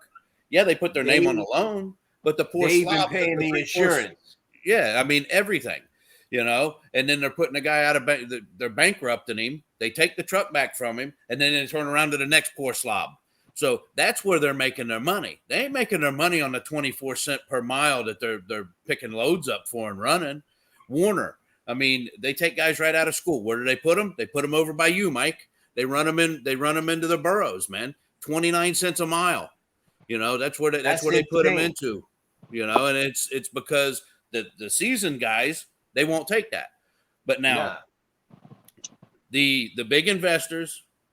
Now, I don't know if it's some unwritten or unspoken rule, or I don't know if it just happened this way, but the agreement, all right, you take the lesser paying freight now. We'll hook you up. We're going to get you in a position to buy these trucks. We're going to get you in a position to buy these trucks. You know, they put the independents out, and no independent's going to buy a battery operated vehicle. I'm sorry. So Can't now, afford what are they going to do? They're going to try and push. I mean, look at California trying to push no fossil fueled vehicles. You know, so now you're going to have the megas out there. Megas don't realize as soon as that happens, if it were to happen, they're going to chop their legs right out from underneath them. And the government's going to control the hell out of them, and they ain't going to make nothing anyway. Right. Sorry, guys. So- you got correct. You got on my spot there. That's all right. So- We done fired him up. Yeah, no, he's on beer 3. I've been counting. No, you're a little behind. You lost out there, buddy. Is you on 4? You on 4 now? 5. 5? Okay. So once we hit 6, it's time to wrap. Go ahead. Go ahead, Justin. So correct me if I'm wrong, but you know, every time these megas take these low garbage rates, that's also at the same time what Sean said, but it's also keeping all of those rates lower, pushing those rates down, and making it easier for those brokers to keep those rates low so that they can pocket all of that contract. Am I wrong on that? No, you're right. Look, You're right. What we were talking about possibly is cap, which was right transparency and a cap, so that you Right. can't run away and just go over your skis with charging too much. You can ask Mike, man. That's been a bone of contention with me forever. I think that if you get a transparency regulation put in there, changed from what the original is now, and you put one in there that actually is enforced and works, I think 3/4 of the problems that you have with the trucking industry right now is going to flip, and it's going to right itself. You're going to eliminate the double brokers. Yep. You're going to eliminate the shady brokers. Yep. And your carriers and your rates are going to be back where they should be. And it's going to keep it to a fair market, to where everything's justifiable, to where we're covering our fuel costs, we're covering our maintenance, we're covering everything. well, Everything that we have to pay for, it's going to be covered.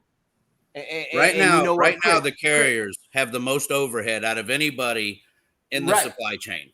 And you know what? On the next show, I'm gonna have that ready so I could show you where in the Motor Carrier Act of 1980 it actually says that. It says if it comes to the point where a carrier can't meet his finance payments, can't expand his fleet, can't pay his drivers, can't do this, the regulators are supposed to step in and regulate those rates. Yep. But they got rid. That's in the Motor Carrier Act of 1980. But they don't have no regulators.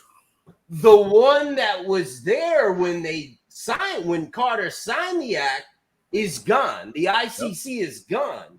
So it kind of makes the Motor Carrier Act of 1980 pointless. Defunct. It's invalid. There's no one regulating. You know what I mean? But that was in the original act.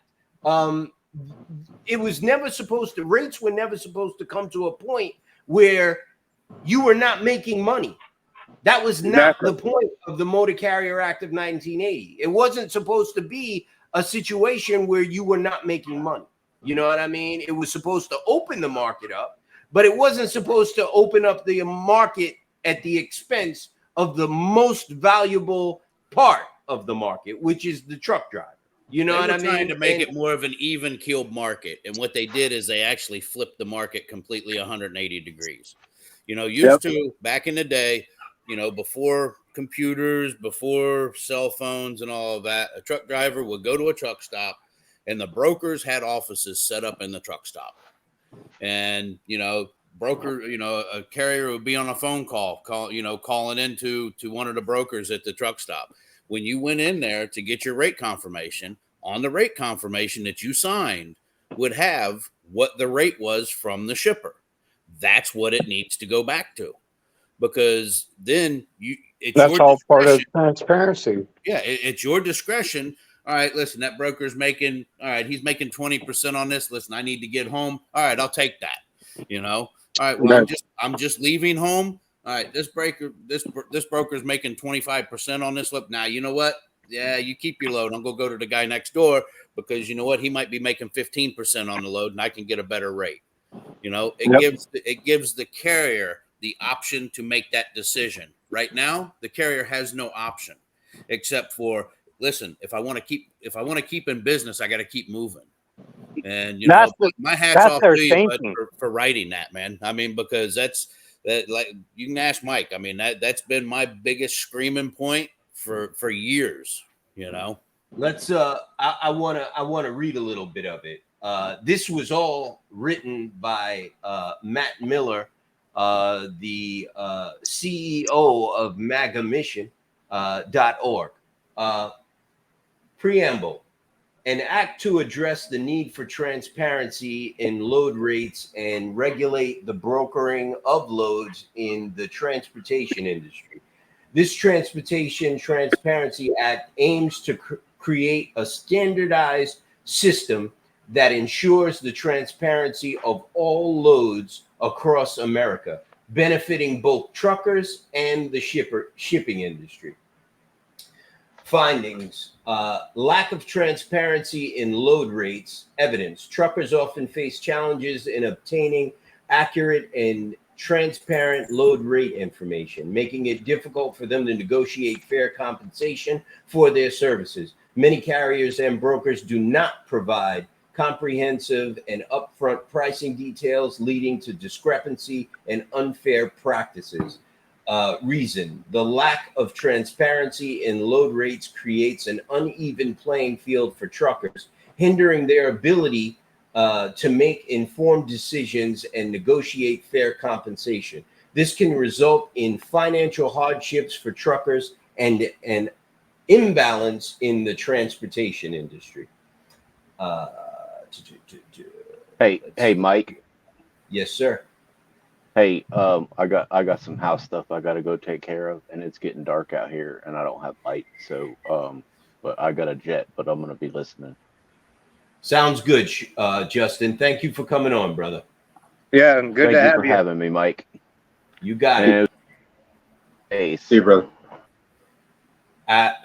You cut off a second there, but I appreciate it, brother. Thank you. Open invitation anytime. Sure thing. Thank you, guys. All righty.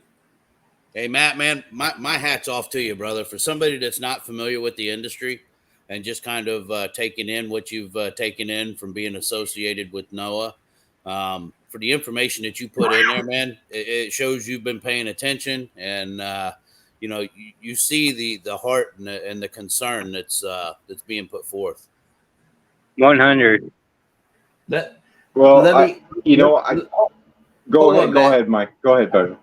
I gotta read this. Monetary fines.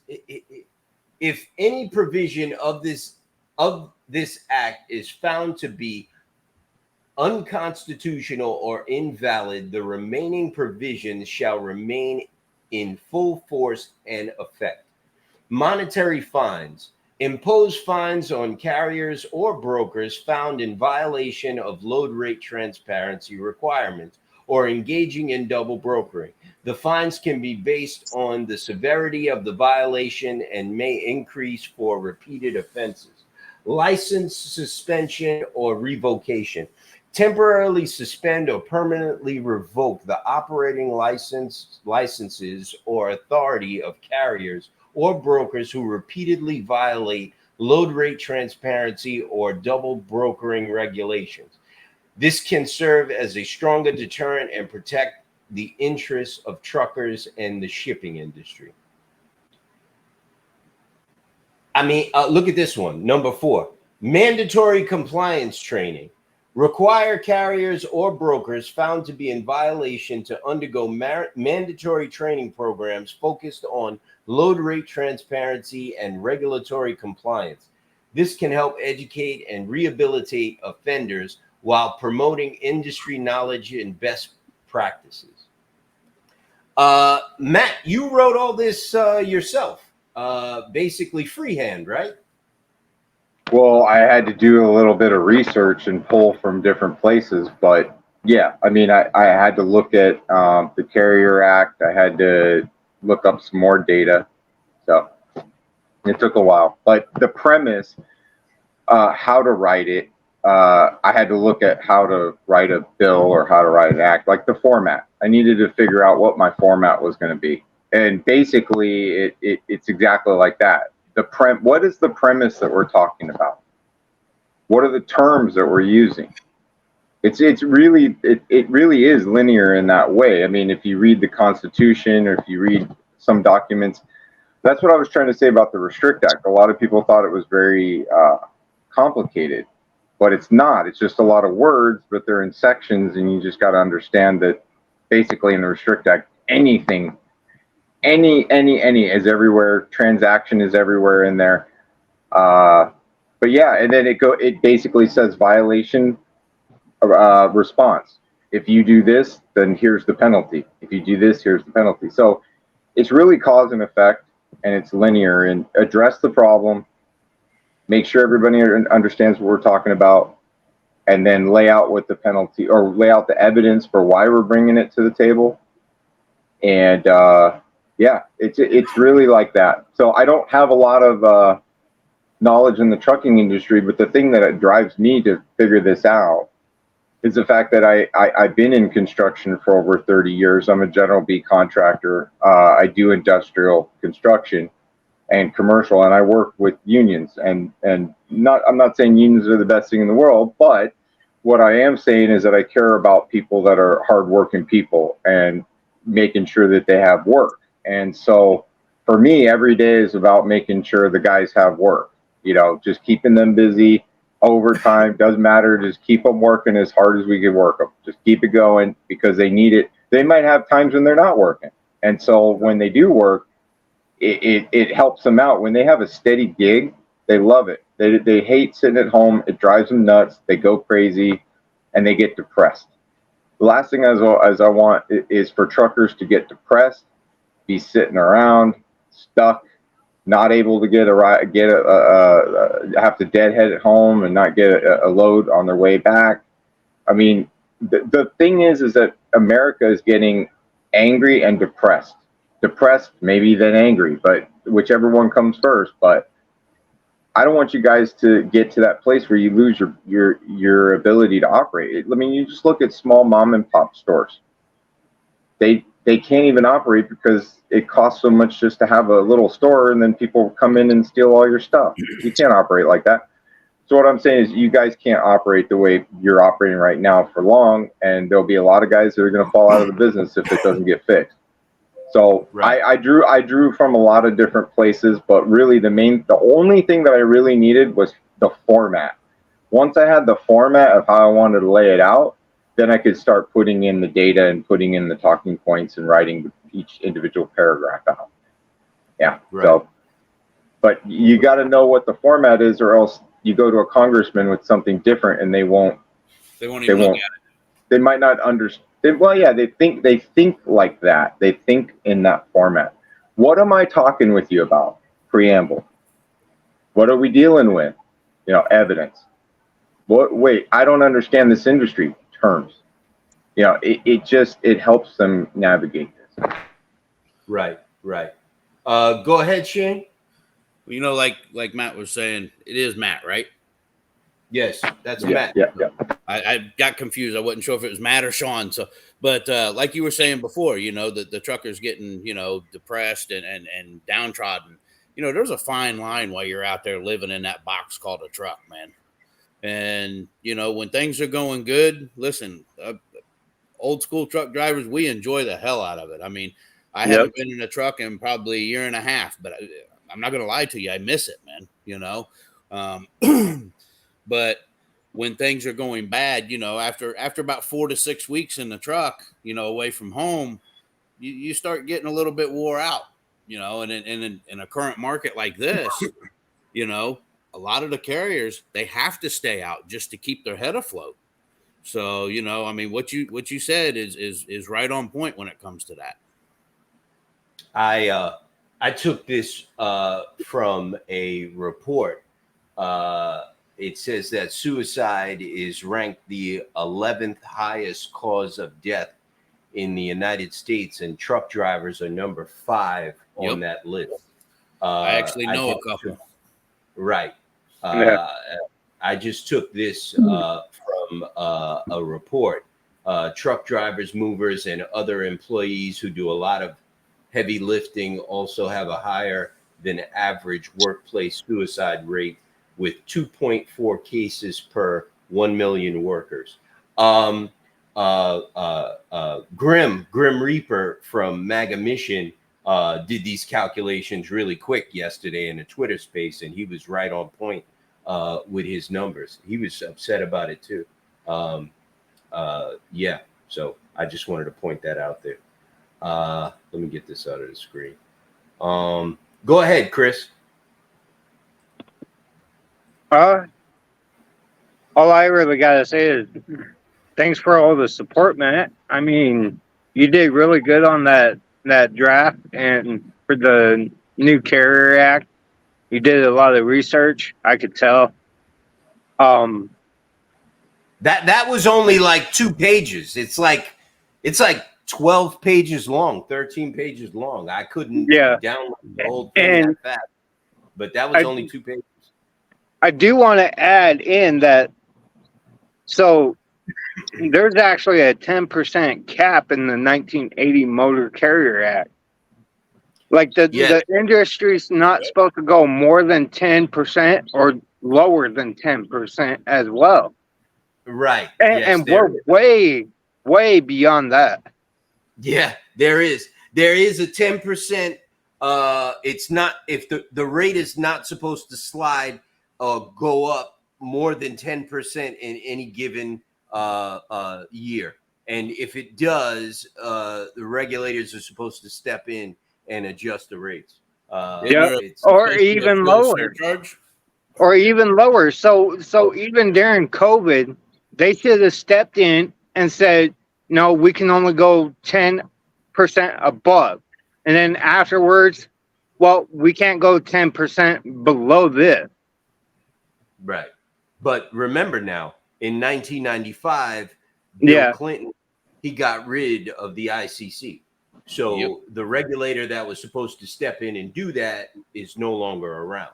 So, a whole story. Well, FMCSA was created to replace ICC. Not really, because the FMCSA, remember, the FMCSA is a safety regulation department. That's what they're hiding behind. They're hiding behind they only are interested in safety, which is BS, because if you go to the other authorities, that's not the case. If you're in household goods, you'd be very shocked to hear that, because they regulate every part of household goods. And Matt, that's something to bring up with James Lamb when you interview him.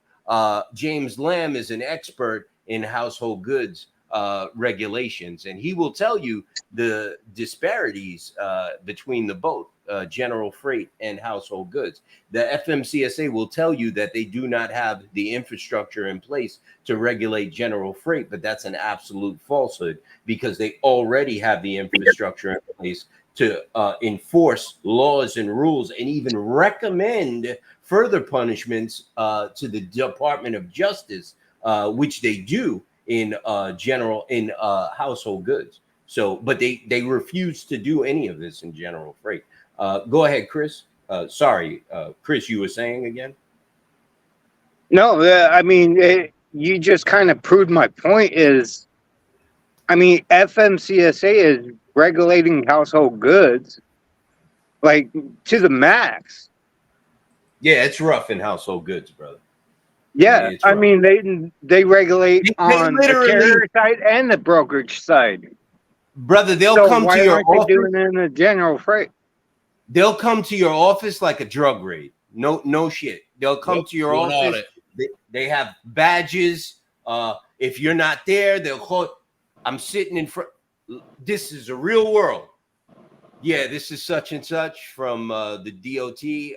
I'm sitting in front of your office. I'm gonna wait here until you come. So let me know when you're here. I swear to you, that's how they do it. They just knock. I've been at friends' offices. Yeah. Flash a badge, walk right in, kick doors open up file cabinets. They don't care. It's like they're like real cops, bro. Right. On the household goods side. Because you don't have all that money funding it from the brokerage side of the household goods. So I'm being asked to define household goods. Household goods is a mover. When you move from home to home, whether it be locally or from state to state, a late lunch early. those are considered household goods movers, household goods authorities, household goods shippers. So that is household goods very quickly. Go ahead, Matt. Known as bed buggers. Bed Can I just jump in for a second? Go ahead, Matt. Well, I wanted to say first, real quick, I want to circle back. Look, the issue that's going on is, like you said, it's going to lead to depression and some things, you know, and we want to stop that. We want people to be happy and successful. That's going to make the industry just a better place to be, a great place to work, a great career, a way to, you know, forge your own way. That's the American dream, right? You want to be your own boss, run your own business. It goes right to the core of American values. That's what it is. You know, that's what we Right. want. And we want people to be happy. And then the next part, you know, you guys, like I wrote what I wrote based off of some of the things I heard, some of the things I looked up. But I rely on you for training. I rely on you to teach me as much as I can absorb, as fast as I can absorb it. So I lay that out in front of you humbly. You know, I laid it out in front of Mike and said, look, you know all the little nuances. You'll see them, you'll find them. You maybe might want to correct something or change something, you know. So this isn't just going to be one person. It's going to be a collective hive mind, or a mind of great minds coming together. And then it's going to be some people that understand law and that can actually, you know, fine tune this. So we bring the premise, rough draft, we pull the truckers together, all the people that know the business. We start refining it. And then as we refine it, my hope, and then what's funny is I put December 1st of 2024 on it. And I didn't know why I put it on there. I just thought, well, it needs to happen by January 1st of 2025. So in my mind, I was thinking, well, we need to get working on this now. We need to make sure that we get this going now. If we wait, something told me, just like when I started Mega Mission, I get these little moments of inspiration. Something says, you must do this right now. If you wait another second, it will be too late. I'm sure Mike knows this feeling. When he started, all right?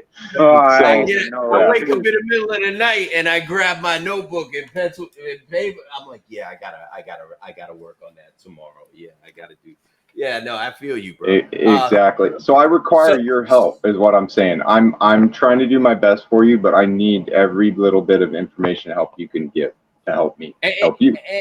And you know what? On that point, Blake Alvarez says what you did was great. And that's the reason why when we are on the Twitter Spaces, we are on, Matt, I know we're on Tuesday, Thursday, and Sunday. What are the times on those Twitter Spaces? Because I always forget. So Tuesday would be with Marlon in the Afterground. And I guess you guys he starts at 9, which would mean you'd come in probably around 10-ish. Well, at least my time. Or his time? No. Yeah, it'd be about my time, I guess, around 9 or 10. You guys would roll in. You're on the East Coast time. That messes me up. Huh? Yeah, it's 11 Eastern on Okay. Tuesday. Yeah, you guys 11. roll in after they get a soft start, get going, then you roll in. And then Thursdays, we were supposed to be doing the big rig rundown, and that was going to be at 4 my time, which would be 7 your time. Was that the 7 big to rundown? 9. Yeah, 7 to and then 9. Sunday is 3 o'clock. That's the official NOAA meeting that we do at 3 o'clock my time, which is 6 o'clock your time. But Right. you know, if we want to, if you guys want me to move it to 4, we can, because it is kind of in my day. Yeah, I mean, it might work better to push that one out an hour. But you know, the thing is, you guys are welcome at any time. Like when we're in the drive or whatever we're doing. I mean, you know, you guys are legacy speakers with us. You come in and you have carte blanche. I mean, we pave the way for you anytime. You know that. So, but yeah, we have our I scheduled times. appreciate it. What's important is that the people that are going to be watching this later and listening, it's important for you to come into these Twitter spaces as well, not just to hang out on Facebook and make comments and posts and stuff. You know, it's important for you to jump around social media, because we're all over social media, and you have people on other platforms and in other in other platforms that need to hear your story so they can help us. And that's the point. You know what I mean? There are people out there that want to help, and that is the point, you know. And it's important for you to get out there and go in other platforms like on Twitter, where MAGA Mission is, and speak your piece. It's not a video, it's not a camera format where you have to have a camera. It's all microphone, and you know, we throw the microphone around and everyone gets to speak their piece. Matt, you want to talk about your platform and how you run? Yeah, well, just taking a microphone, even without video, is scary enough for some people. So the brave souls that decide to come in and go down that road and pick up the mic and start talking, it's an adventure in and of itself. And just to let you know, Mike, I haven't gone video probably for, gosh, maybe 10 years. I used to do videos on YouTube. I haven't actually shown myself on YouTube or any platform for years. But I used to do it all the time. I used to just talk, right? Just talk Why about not? things. Brother, you're so, come on. Yeah. You're And, approachable. You're knowledgeable. Hey, brother, You're smart definitely enough. younger. You're I don't good see looking. one gray hair on your head. You definitely younger than me. Right. I'm actually 50. So, Get out but of here. But what you know, Oh, How is he I'm getting 50? up there. I'm younger than most people, I guess. But so, what was your Not original younger than question? me. I was trying to segue into your original question. I got lost. So, you know, I encourage people to come visit us. Our platform is open. The way it works, the rules of the room is just, you know, be kind and courteous. You know, come with an issue, even if it's your own mission. And see that when we get into how I started MAGA Mission, I talked about Ali, but then I started getting to the point to where I was like, you know what, I really want to do something more politically focused. And I think the last politically focused room that I did before I made the change to full on MAGA Mission, you know, .org and stuff, it was when Putin and Biden were making their speeches. And it was 3 days in a row I held the space, and I realized that the people really want to have these conversations. So I was like, you know what, I'm going to do something more serious. And then, so I really wanted to create that platform where people can come in and talk about whatever mission or whatever problem it is. And then when I got to the next part was, well, wait a minute, I can hear these problems, but how are we going to fix them? How are we going to get to the action? You know, it was always the one thing I used to hear all the time was, you guys talk and talk and talk, but nothing ever happens. This is all great, but then now what, right? So that was a challenge. I was like, you know what, I'm willing to take that challenge. I'll take that challenge. That's a good one. I like that. I next time you come in, I want to have something you can do about that, or I want to figure that out. Now, I can't solve every problem, but I know there's other people that in great minds we talk, and we can together, we can solve a lot of problems. But a lot of what's going on in the world is just at least in politics, or at least in America, is just inactivity of the citizen as an auditor of the law and the Constitution and what's right and wrong. I mean, you got people that are complying with things that are completely going against freedom and what what most Americans believe. My point is that I want what? Why? But why are they refusing Yeah. to vote? Yeah. Which is what I wanted to segue into, and I'm Right. glad you did. Why are they so complacent? We had Carmen Love on last night, and Yeah, she told me. she's very knowledgeable about voting and voting rights and how to register to vote. And brother, I know that that's your wheelhouse too. And trying to get truckers to vote. Why is that so important? Why do we need to get them out there to vote? Why? I have so many questions. Why are they so complacent? Why will they not pick up the phone and call their congressmen and senators and yell at them about these stupid rules and regulations that they have the power to stop? That's exactly why they should be doing it. To tell you honestly, Mike, I can tell you that a lot of people get into a state of anger and apathy to where they're blind to any of the solutions or action items. And then they're also a little bit misled into giving up and feeling just despair. And they get to a point where they think it's pointless. My vote is pointless. There's no point in me voting. So I'm just going to disassociate from that completely. And I'm not going to vote. I'm not going to do that. And that's what we don't want people to do, is to get to a place of apathy and anger to where they just give up and walk away.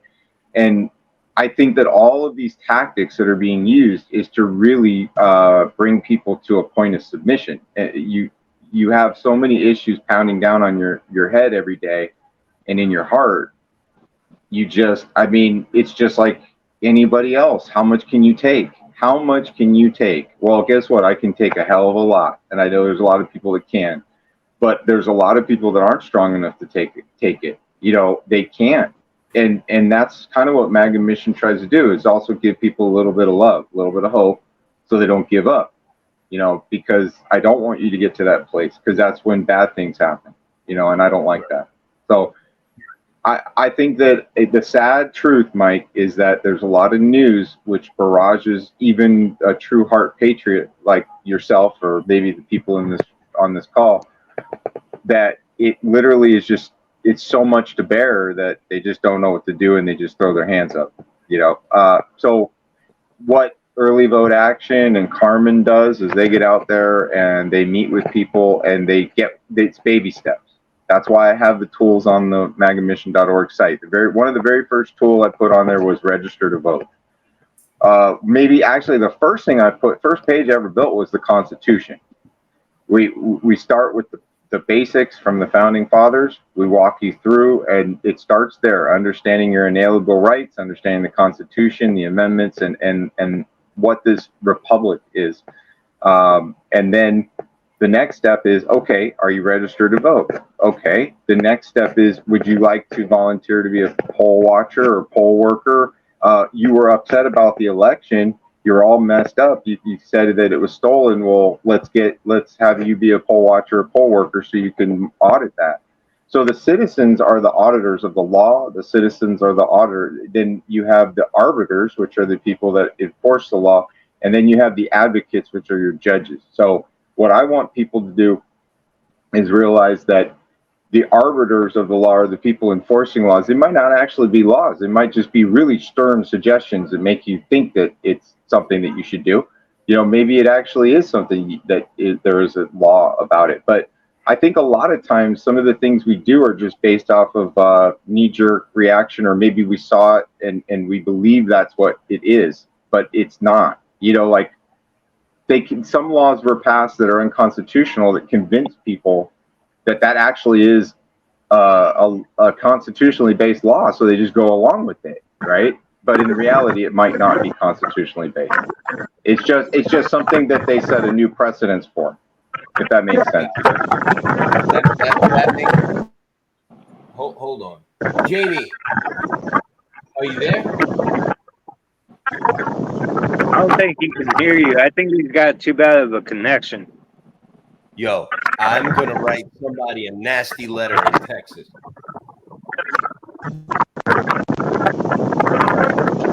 Texas, I mean, it's a very rich state. What is the deal with their internet in Texas, man?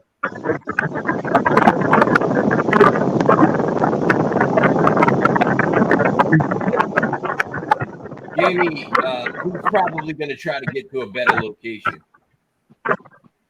Hold on.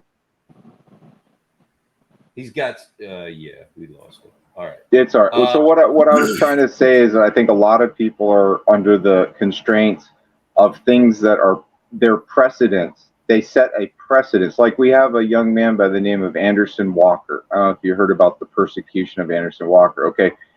He built some guns. He was shooting on his property. The kid, right. The kid, 20, yeah. 19-year-old. He's just a young man. I mean, he's just starting his life. Anyways, the premise of this is that there's a vagueness between the state statute and the federal law. The federal law is perfectly fine.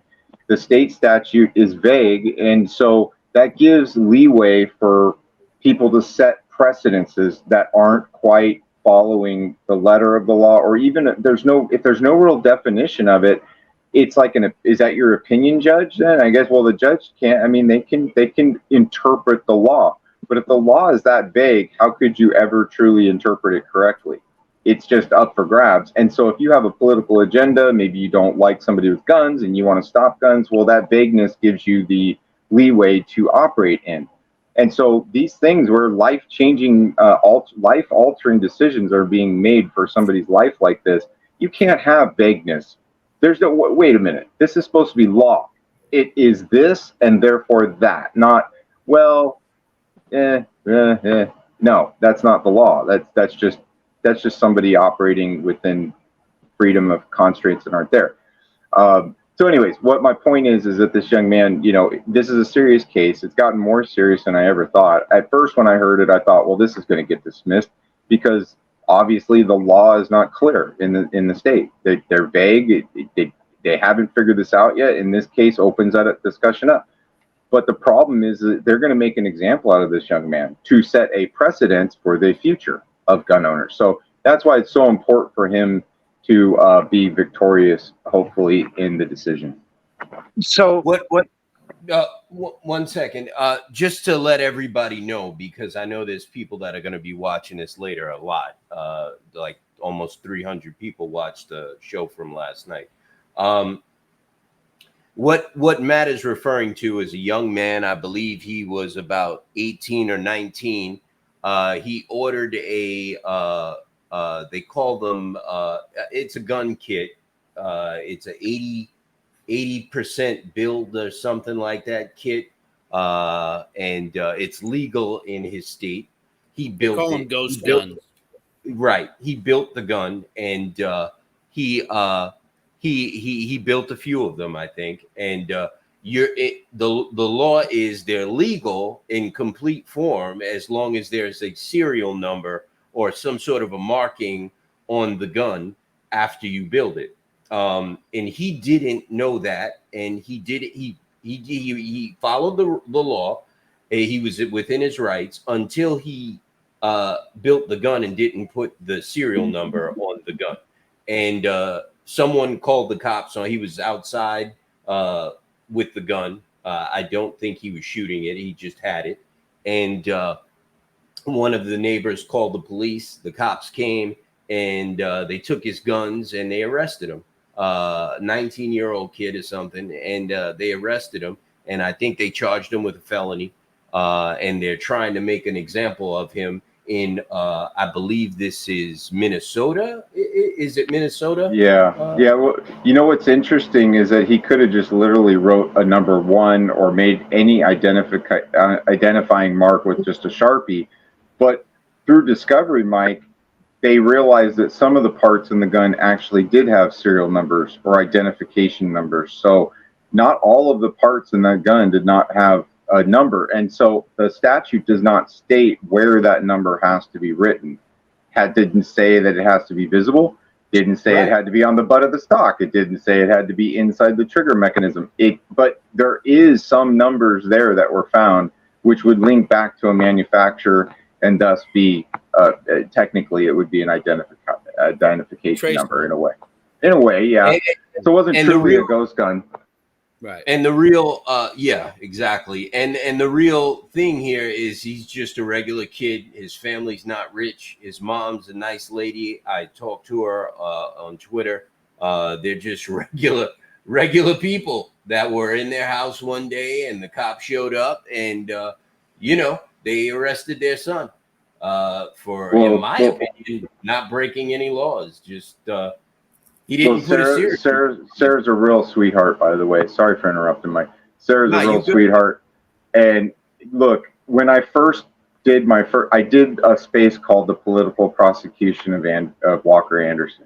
Okay, it was one of the first times that I don't know if anybody else had actually done a space yet on it. Now, of course, in true form of Twitter, everybody follows after MAGA Mission. Not to brag or anything, but anyways.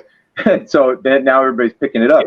But the big problem here is that at first it seemed like it was going to go away, and then it just got worse. Like the prosecuting attorney, they basically are doubling down, and it doesn't look good. But anyways, if you can donate to them, if you can figure out a way we can do something for him. All I know is that he's going to need some help with his legal defense, and that's all I can do is say, look. His mom is Sarah Ferguson. I got to find her name. I can't. Her last name spelling I lost her last name spelling. But yeah. So we're going to keep holding spaces and giving them the opportunity to come in and speak because, it's a really important thing. But it's got to get outside of the Twitterverse. If it doesn't get out of the Twitterverse is big, but it's trapped in this little fishbowl. It's got to get out beyond that. So Well, this show right here will go to Google, right? I've been sending you the shows. I've been emailing them to you. Yeah, this is outside. See, you are outside of the Twitterverse doing this, and then you can bring this into the Twitterverse and then spread it around in there. But yeah, Right. You got to get some of the stuff in Twitter shows up in Google searches and things like that. Even videos and stuff do. It just depends on how you're tweeting and what you're doing. But yeah, I mean, when I say outside, I mean YouTube, Rumble, other platforms outside of Twitter is where you got to get it as well. As soon as we're done, I upload it to YouTube, so it's definitely there on YouTube as well. Rumble would be a great platform to get that message out there on. Yeah. Right. Well, we're going to be on. This is what I wanted to talk to you about. Actually, I've been excited to talk to you. I mean, we do our own stuff, and we're going to be doing more live streams. MAGA Mission is going to go live soon. We're going to be doing kind of what you're doing, and we're going to have guests. But one of the things is we got invited to go to the GDC network and talk to Chuck Nagel, and Chuck Nagel he's part of the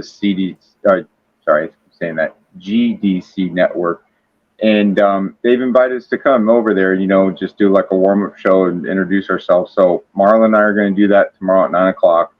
And then we're going to be talking about all the issues, and we're going to be mentioning you, and we're going to be mentioning some things that we're working on. And what I tried to tell the guy, I said, inviting me might have been a good thing, or it could be the worst thing you ever did, because you're going to have me on every week to talk about each item because there's just so many things to talk about. So Right. He kind of opened up a can of worms, or he wanted to, by bringing us over there, because we'll be bringing everything we're working on, and there's so many things, and you're part of that. Noah is a big part of that. I appreciate it. Anytime, I'm always available, or if I'm not, I can make myself available. We have that we have so many members of NOAA that are not afraid of cameras, and Shane is one of them here. We're always available to come on. We back each other up, and we all support MAGA Mission's issues, and we appreciate the fact that MAGA Mission supports us. And it's a great community. It's a great environment, and we really do want people to come on Twitter and experience it, and let your voice be heard. Jamie said he was having some connection issues, but he's listening. We did have a comment here from one of the people that are listening. She says that it was found to have markings on it. That's where it's sketchy. So she was responding to what you said. That's Blake Alvarez. She said the gun did have markings on it, and it's sketchy, which I agree. Where is the serial number or the marking supposed to be? In my opinion, this is broken windows, and they're just trying to make an example of this kid. I agree with you. I thought it was just going to get, thrown out or a slap on the wrist. But, you get these district attorneys, they're trying to make a name for themselves. And any district attorney in this country wants to one day run for, governor or mayor or some Mayor McCheese or Governor Big Shot. And the way that they do that is getting their names in the newspapers. So you're just another notch on their belt. So think about it this way too, guys. This is a homeowner that just from a knee-jerk reaction decided to call the cops and go, like, he had no look. The ballistics. If you look at the ballistics in the terrain, there's no way that, in my opinion, that this gun could have actually had a round even touch this person's house. Plus, there was a firing range in the area too, but there was no evidence of a bullet actually found anywhere on the person's property. So they could have been, for all we know, they were mowing their lawn and their lawnmower skipped a rock and it went and cracked their window, and then they heard guns going off and went, "Oh, somebody shot my window." So this is, and then get this, they call the police because they're so bent at making somebody pay for this window and so mad. When the cops show up and the homeowner said, "No, I don't want to press charges." Well, guess what? When it's firearms and you call the police, it starts a whole process. Even if you said, "Oh, I didn't mean it. I didn't know you're going to arrest the poor kid." Well, guess what? That's what you got. Good job. Right. The good attorney could get that overturned in a heartbeat, first off, because if he hadn't fired anything out of that gun, there was no reason for the police to be called. Well, they were shooting that day. But I'm going to be talking to a friend of mine. His name's Michael Cardoza Law. He's out here in California. He is a prominent defense attorney. I mean, when I say prominent, he speaks on Fox. He has spoken on Fox News on very large cases. He's been on Oprah. He's been on all these big. Whenever it's a big case and he's on it, or maybe he's not on it, he talks about it. Anyways, Michael Cardoza, if I can get a hold of him, I might be able to bring him into a future Walker Anderson space, and hopefully he'll jump in, or maybe he'll get involved with some advice. But they have their legal setup.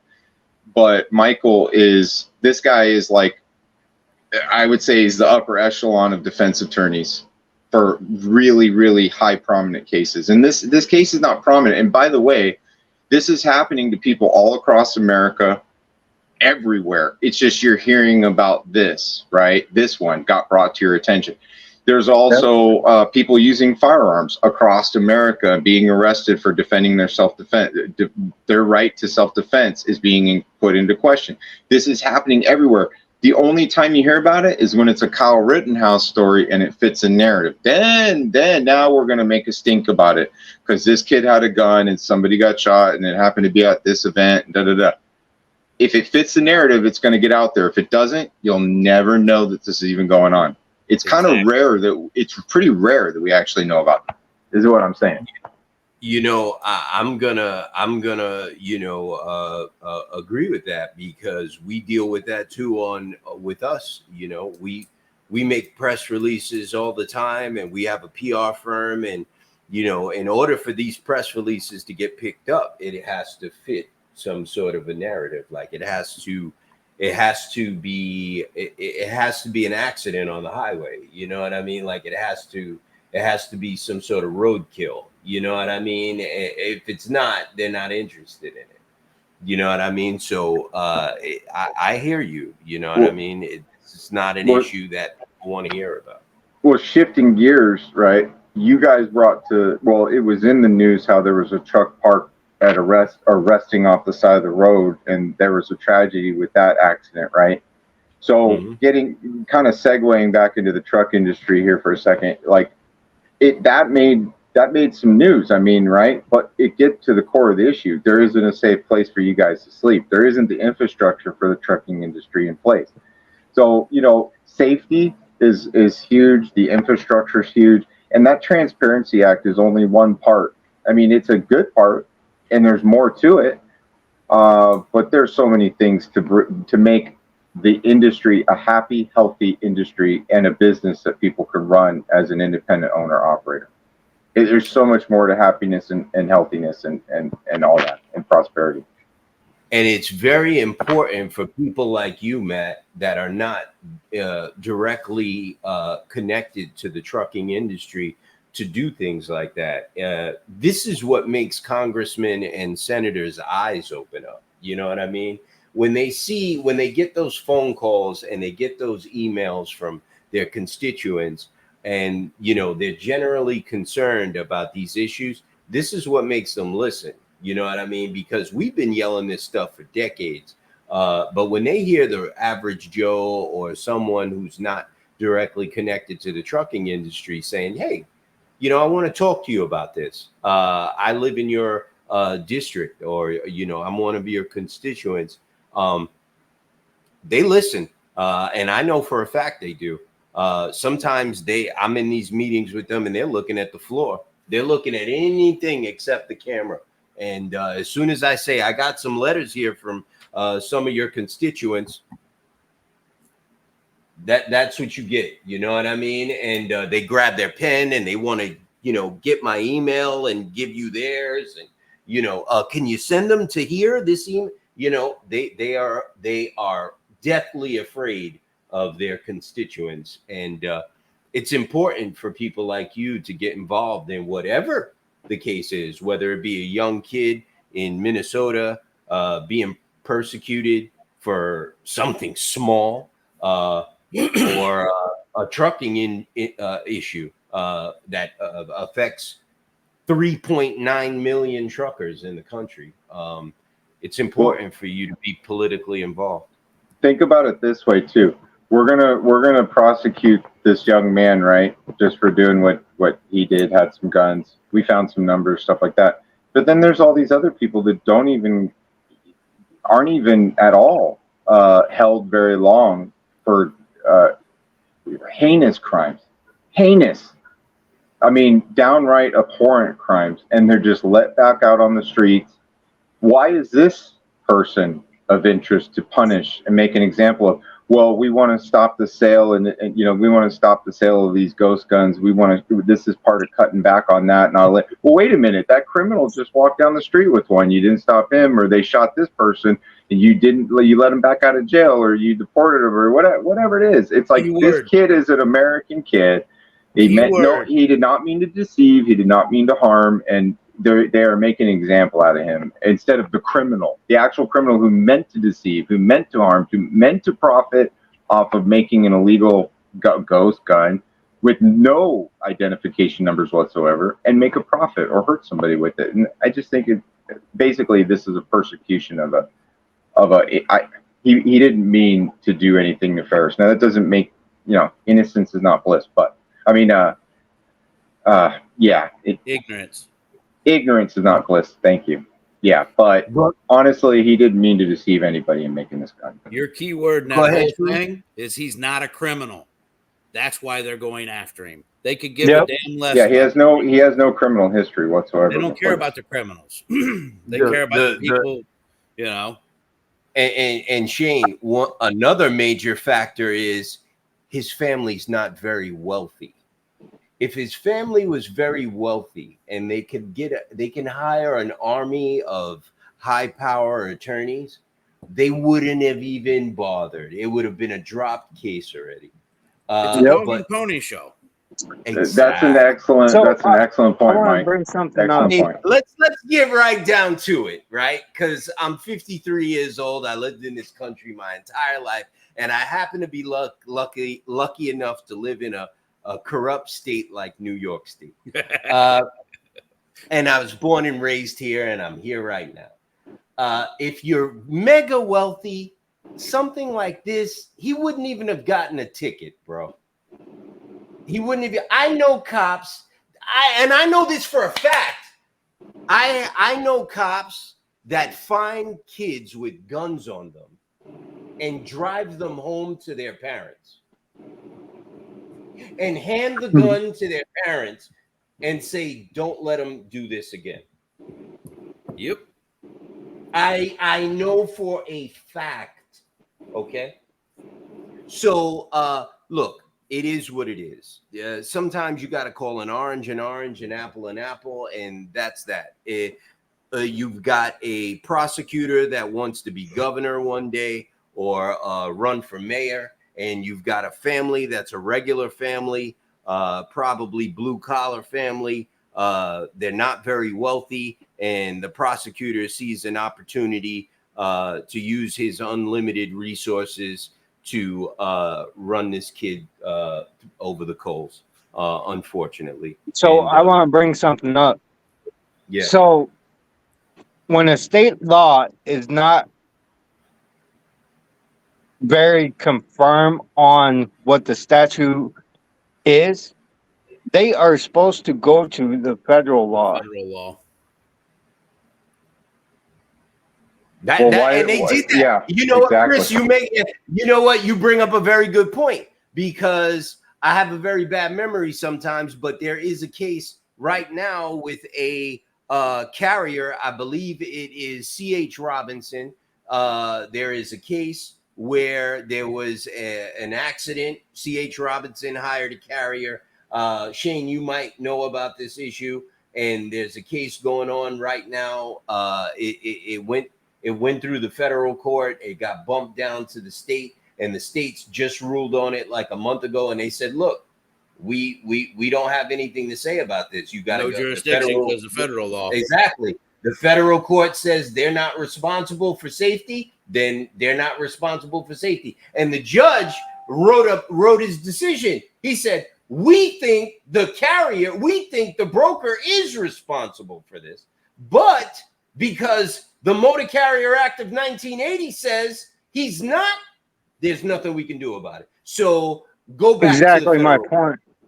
Exactly my point. That's what should be happening with this kid's case, with the gun charge. Because that case was just ruled on last month in state court. I don't remember the name of it, or it's vague, but the issue was there was a load. A broker had a load. He gave it to some carrier. The carrier was a moron. He shouldn't have gave it to him. The carrier got into an accident, and something happened. The load was destroyed. Anyway, the carrier went to sue somebody, whatever the case may be. And they were trying to blame the broker for the accident. And the broker was C.H. Robinson, I believe. And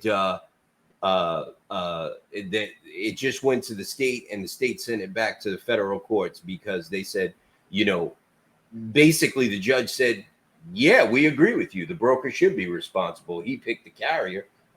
He knew the carrier shouldn't have had the load. He checked them out. He knew he shouldn't have had the load. But unfortunately, there's nothing we can do about it.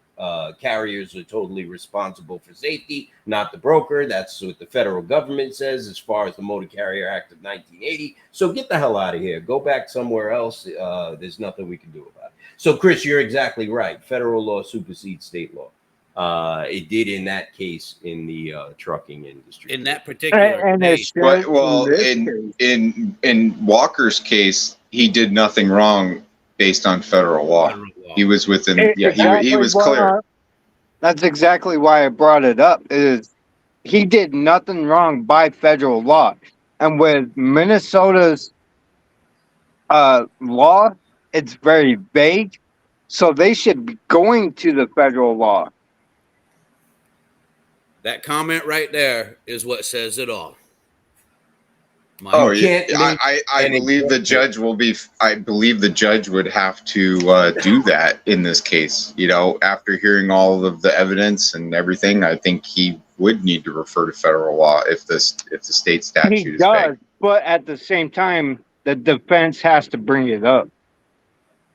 Otherwise, the judge could go either way. It's going to be on the judge We spoke to unless his it's attorney. brought up. I believe.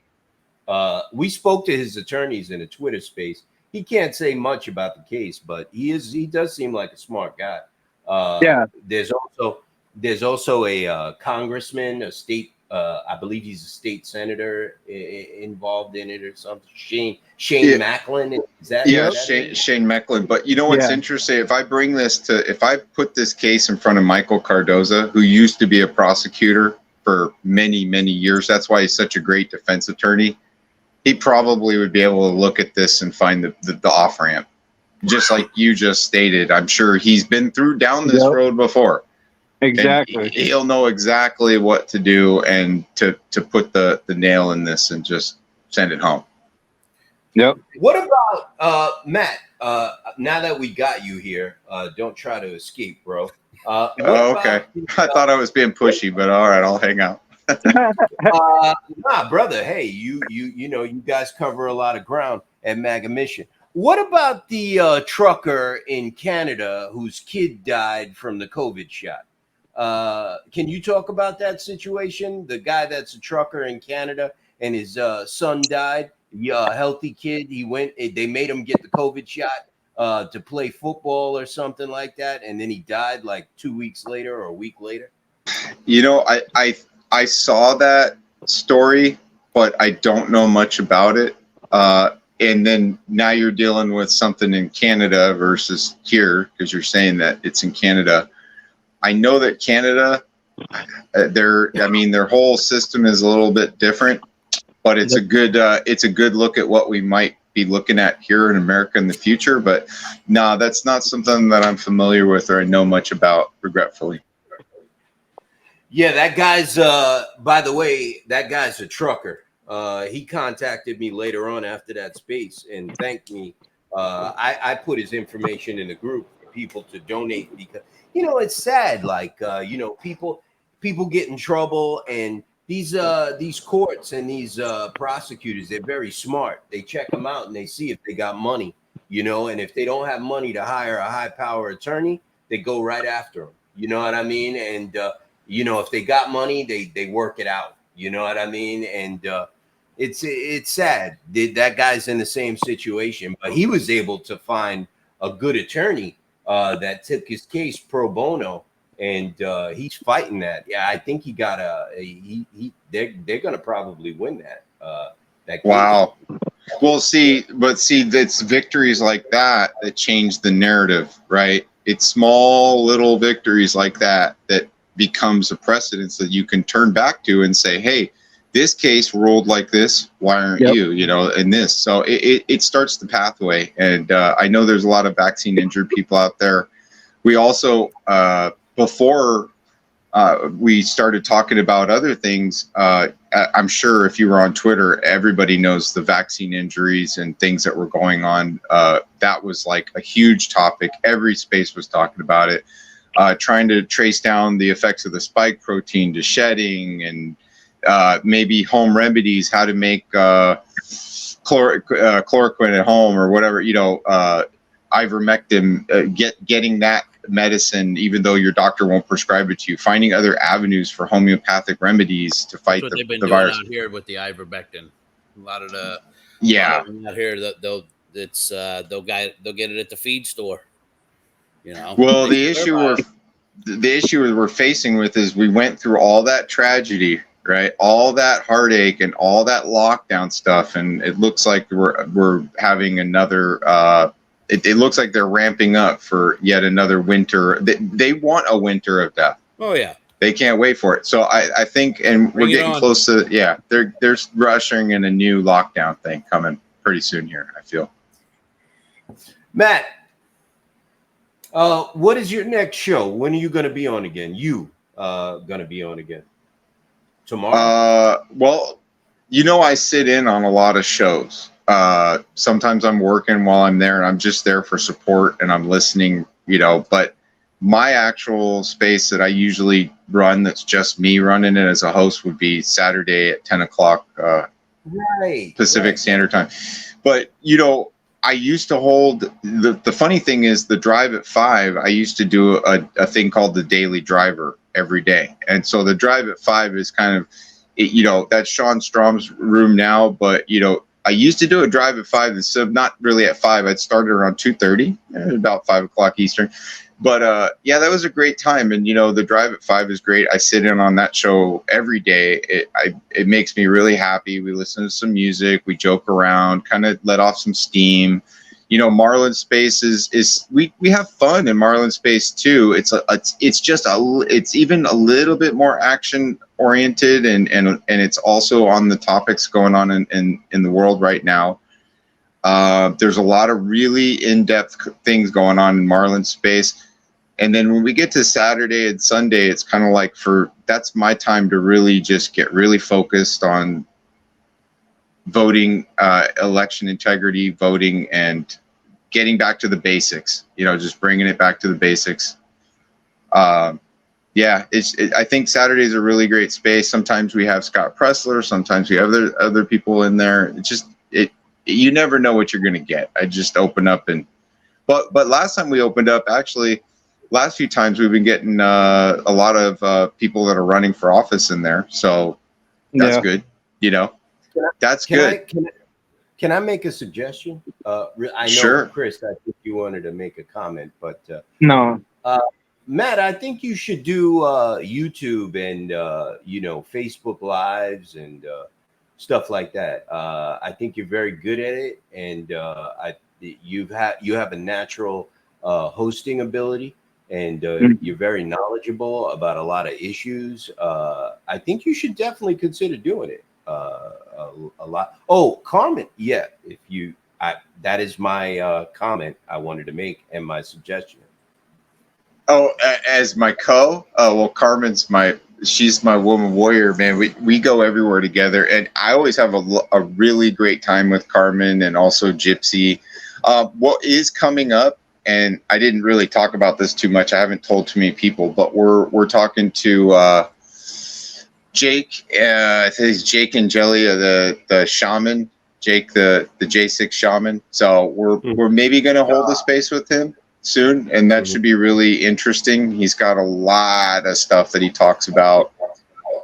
No, I meant like on camera, like YouTube. Oh, and yeah, I know. Yeah, we're going to be going live more. I was hoping Marlon would be on this space with me tonight, with you on here tonight. He messaged me, but he messaged me on my phone, and I can't send him the invitation from my phone when I'm trying to host this at the same time. So I sent him the information. I sent him the invite on our new platform, Telegram, and I put it in Maga Mission site on their platform. And Sean tried to pop in. He pops in and pops out for like the last 2 days. He just pops in. I see it says Sean, and when I put him in the space, he just falls right out. So he's got like a bad connection. But I did send John the invite, and he didn't go into. I'm looking right now.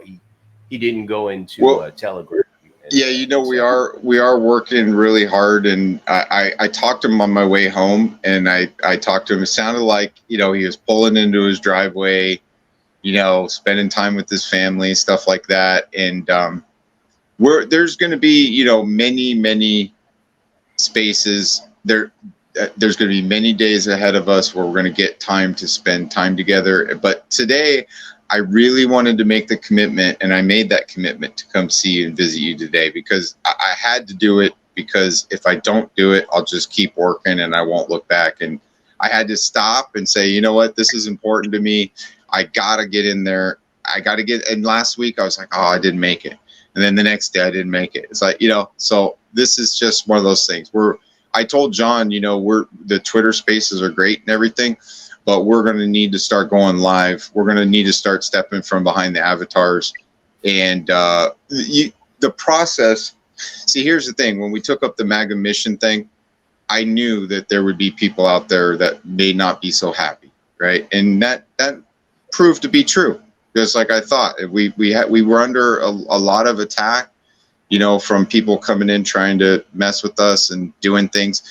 And as we stabilized, I realized, well, when we get more stable and we get more established, then we'll open up the live streams. Then we'll open it up. It's kind of a gentle, slow process getting everything going. We could have just willy-nilly opened it up and just went for it, but I don't think it would have been quite as effective as it is now. You know, so now's the right time to start doing these things. Yeah.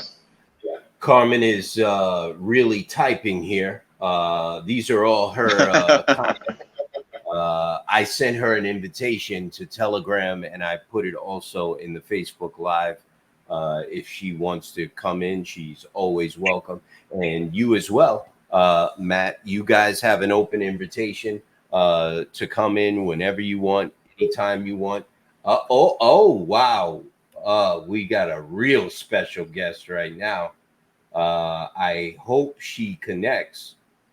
I see it. It says devices not connected. She's trying to get in. Gypsy. Gypsy. Awesome. Yeah. Awesome.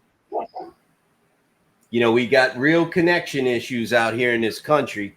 I don't know what Biden is doing, but he needs to work on infrastructure. Right. I've never seen so many bad connections before. I'm more worried about the racist highways. Hey, Mike. Yeah. I wanted to ask you. Yeah. Well, as far as what you've read from that Transportation Act, I mean, I think the real change is when we get this, you know, in front of people that can actually do something with it. But do you think you can use that as your template to build on and maybe improve or guide me in a way to where I can make that more effective? Or do you think just that as it is right now, we take things like this and put it in the hands of people to refine it? I got it on the screen right now, and what I will tell you is that we received language from James Lamb. We received language from other members of the Alliance, which is the other associations that we have joined forces with, and we are combining everything into one bill. And this is part of it. This is definitely a great foundation. Absolutely. We're putting it all together, sir. This is exactly what we needed to get started. This was actually the first thing that we got. James followed up with his. Okay. And you're going to speak to James when you interview him on in your space. And the answer is yes to everything. You know what's really weird, Mike, is I didn't know that you were gonna really be meeting with anybody that maybe you could give that to when I was inspired to do it. You know, and I thought, well, I better do this now because some told me to do it now. And then when I gave it to you, you're like, oh, I'm about to go talk to some people. Actually, thank you. So like, oh man, perfect timing, right? Listen, when we leave these meetings with these congressmen and senators, they always remind us to send them our language. That's what they send me your language. Send me what you got. This is the type of stuff that they're asking for. And, you know, someone like me who's just starting out, and I'm not a lawyer, so I can't put something like that together. And I don't have the time. So it's very valuable to someone like me. That right there. I really do appreciate it. Yeah. I did respond to it, by the way. You asked me to send you some more stuff, and I did send it to you. Matt. Oh, you did? All right. I'll take a look. I send you like emails every day, man. Well, I send you these shows every night. When I finish them, I send them to you because you told me you add them to Maga Mission's website. But Matt, before I forget, there is a guy. 1 second here. We got a special guest, two. Yeah. But I'll be the first one in. That is Carmen Love. Carmen,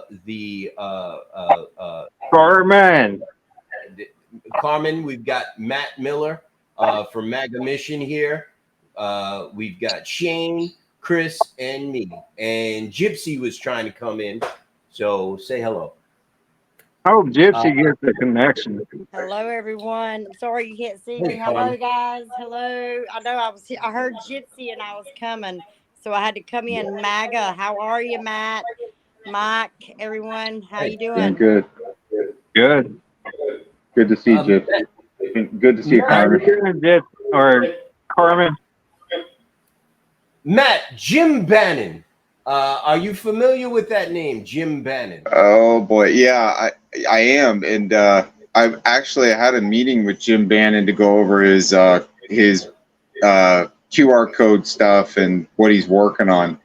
And he built a landing page for me, and we kind of had a meeting. Did you have that meeting with him and go through that with him?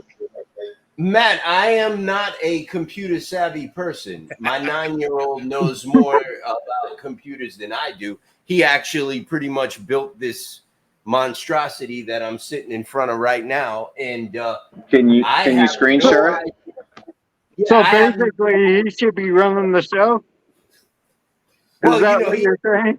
was- I'm he joking might with you. Yeah, I'm man. joking with you. Matt, Julie what Craft. is this? Well, okay, so I mean, I what like it? it. I Yeah, don't know what it is. yeah. So what it is it's a landing page for all of your content or your contacts, like every platform that you're on. Okay, doesn't matter if you're on Twitter, doesn't matter if you're on Telegram, name it. You put all that there, plus your business information, plus some of your vital marketing information, your website, everything's there. So, but you got to kind of imagine it like it's a permanent landing spot for all of your stuff and in one place. Now, my site has a lot of stuff in one place, but this QR code, the difference between Jim Bannon's QR code and maybe a regular standard QR code that I can build on my own or just go make with a free app to make one, is that most QR codes are not readable by laptop or by, I'm sorry, tablet, because tablets don't do an auto zoom feature or something like that. They don't autofocus. Now, I don't know of too many people that have issues reading QR codes with their phones. Most people have a phone in their hand, not a tablet. But basically, you could put a QR code anywhere and somebody scans that, it'll go right to your website. So essentially what he's doing is he's creating quick links or hot links using print or words and the QR code. He you has know, a lot of information here. yeah, it's a hard concept to grasp where it fits in. Well, But it's really an easy way to send somebody to, like, if somebody says, "Where are you? What platforms are you on?" You go, "Well, here. This is my landing page for that." And it's basically like a digital business card, but with everything on it, not just a website or whatever. It'll direct people to your website, though. So I can cut and paste this and put it places? Is that what you're saying? No, well, you would actually use that. And then the second, well, maybe the second or third part to this, the other dynamic to it is that he collects data, right? So That's what I'm looking at right now. He has all this data, and it's like he can tell where these people picked their nose, what state, what zip code Yeah. they were. That's the whole premise behind the landing page. yeah. So what he's time- he's tracking all that data, so it gives you as a business person or as just anybody to go, oh, okay, this is where my audience or this is where they're coming from. You're figuring out. Now, it's not like personal information where it's like you've got the keys to their bank account or something, but it's just weird. letting you know where they're coming from and where. Yeah. You can find the it's trolls, weird. Mike. Yeah. I mean, he's been contacting Matt. The reason why I bring it up is because he's been contacting me for weeks, And Yeah. he's been asking to speak to me on the phone. He's been emailing me. He broke into like I don't know how he got my NOAA email, but he sent me an email today. He said, "Oh, by the way, I don't know if this helps you, but on your page where you're advertising that you're going to be at the California Truck Show, it actually says Florida, not California." And I'm like, "Yo, who is this guy stalking me?" And he sends me this, and I'm like, "Oh, he's been trying to get in touch with me for like 3 weeks." And yesterday he was in the Twitter space, and Gypsy's trying to get in here again. And I don't know why. Yeah, Jim is very persistent and highly motivated, and what he's doing is he sells that. I mean, there's an actual value to it, but because MAGA Mission and has known him for a while, and because we're doing work with you, he's trying to help by giving you and I this service for free. Well, why would you do that? Well, because on my site I usually list affiliates and things like that, which would most likely lead to more people, maybe asking him for his services. So that's the win-win with MAGA Mission. We make connections with people that bring services and information to the public. And these relationships, like the ones we have with you, it's a win-win for everybody. And if I help you, you help me, everybody's helping each other. And then everybody can actually get somewhere with these issues that we're dealing with. But Jim stepped up to offer. And yes, he's very tenacious. He doesn't give up. He will keep coming. And because this information, he believes in it so much, the system, he believes in it so much, he wants to share it. And I'm willing to give it a shot. He built something for me. I think he finished yours. I haven't seen mine. He does have a land page for me. Now. It's like spinning around, it's cool. So it's you're really talking cool. about QR, right? Yeah, it's like I'll send it. I'll post it. Carmen, what's new in voter registration world? Well, hello, Mike. I hope you're doing all right. Looking beautiful as always, if I may say so, Carmen. Thank you, sir. Thank you. So I actually spoke with Matt last night, MAGA. I'm always used to saying Matty. I spoke with him last night, and I also reached out to Scott Pressler as well. He did respond back to me. And again, I'm getting the list together, and I'll probably try and get it to you Saturday, maybe. Some stuff that they could maybe add up there. And Matt can help with this as well, Mike. And that's why I said last night that I was going to use my two resources, and him being one. I said that space me and him did on that Saturday about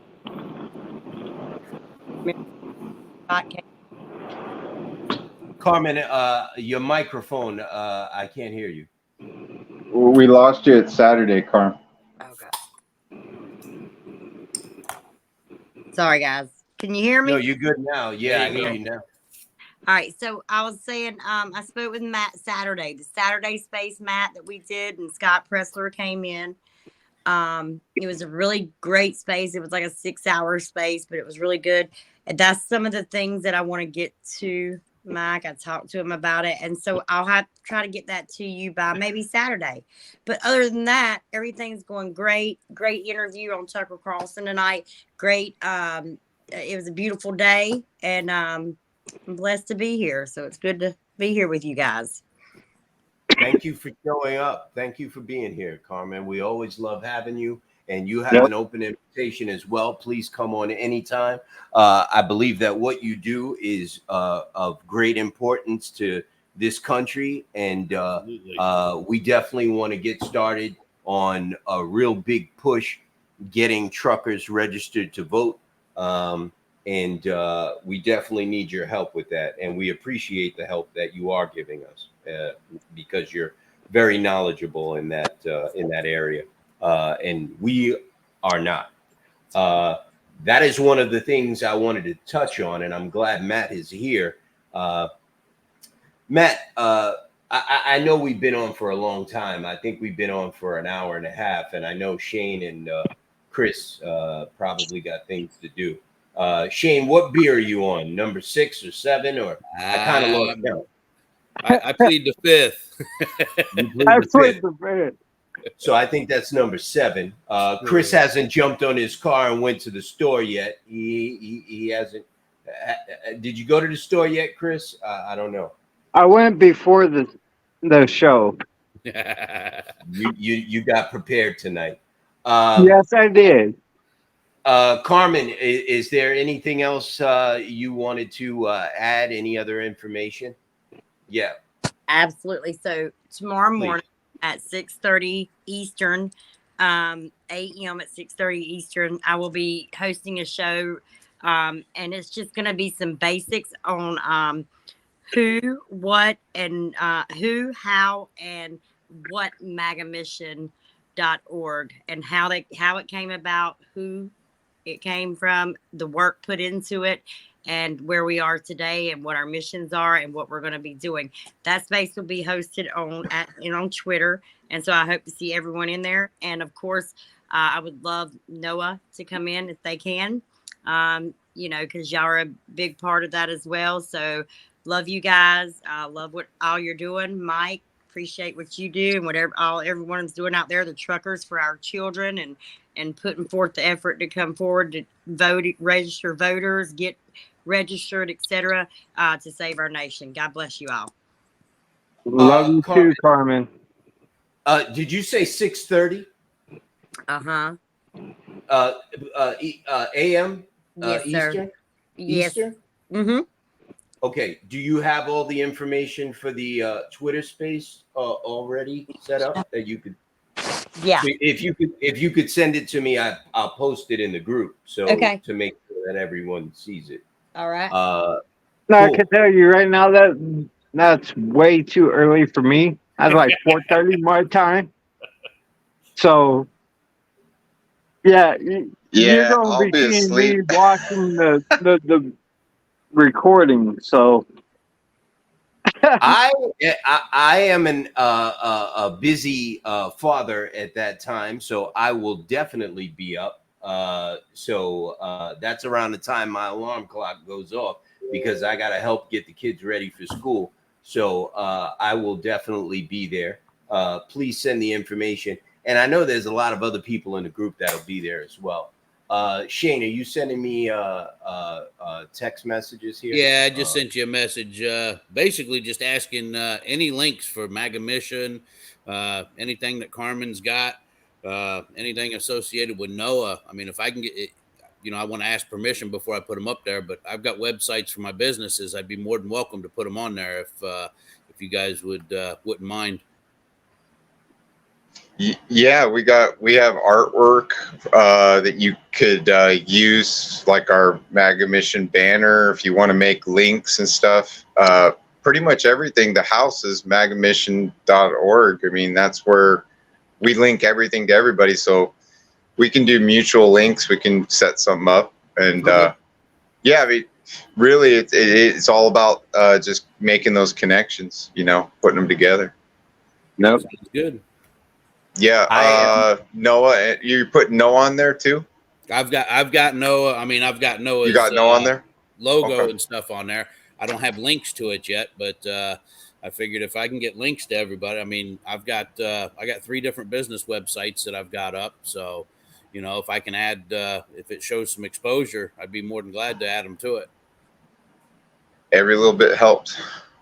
I am waiting for a list of stuff from Carmen so I can give it to my people so they can upload it to the website as well. I know I have to do some updates to the website. I know I put your logo on there. I believe Premier RX actually had them put that on the website. So I've got some stuff that I need to put on there as well. So as soon as you get that over to me, Carmen, I will have that uploaded to the website as well. Okay, I'll definitely do that. I want to say listen, I've been working with MAGA, Matt, y'all know him as Matt, for some time now. This is my first time seeing Matt in person, no bird avatar. Ours too. Ours too.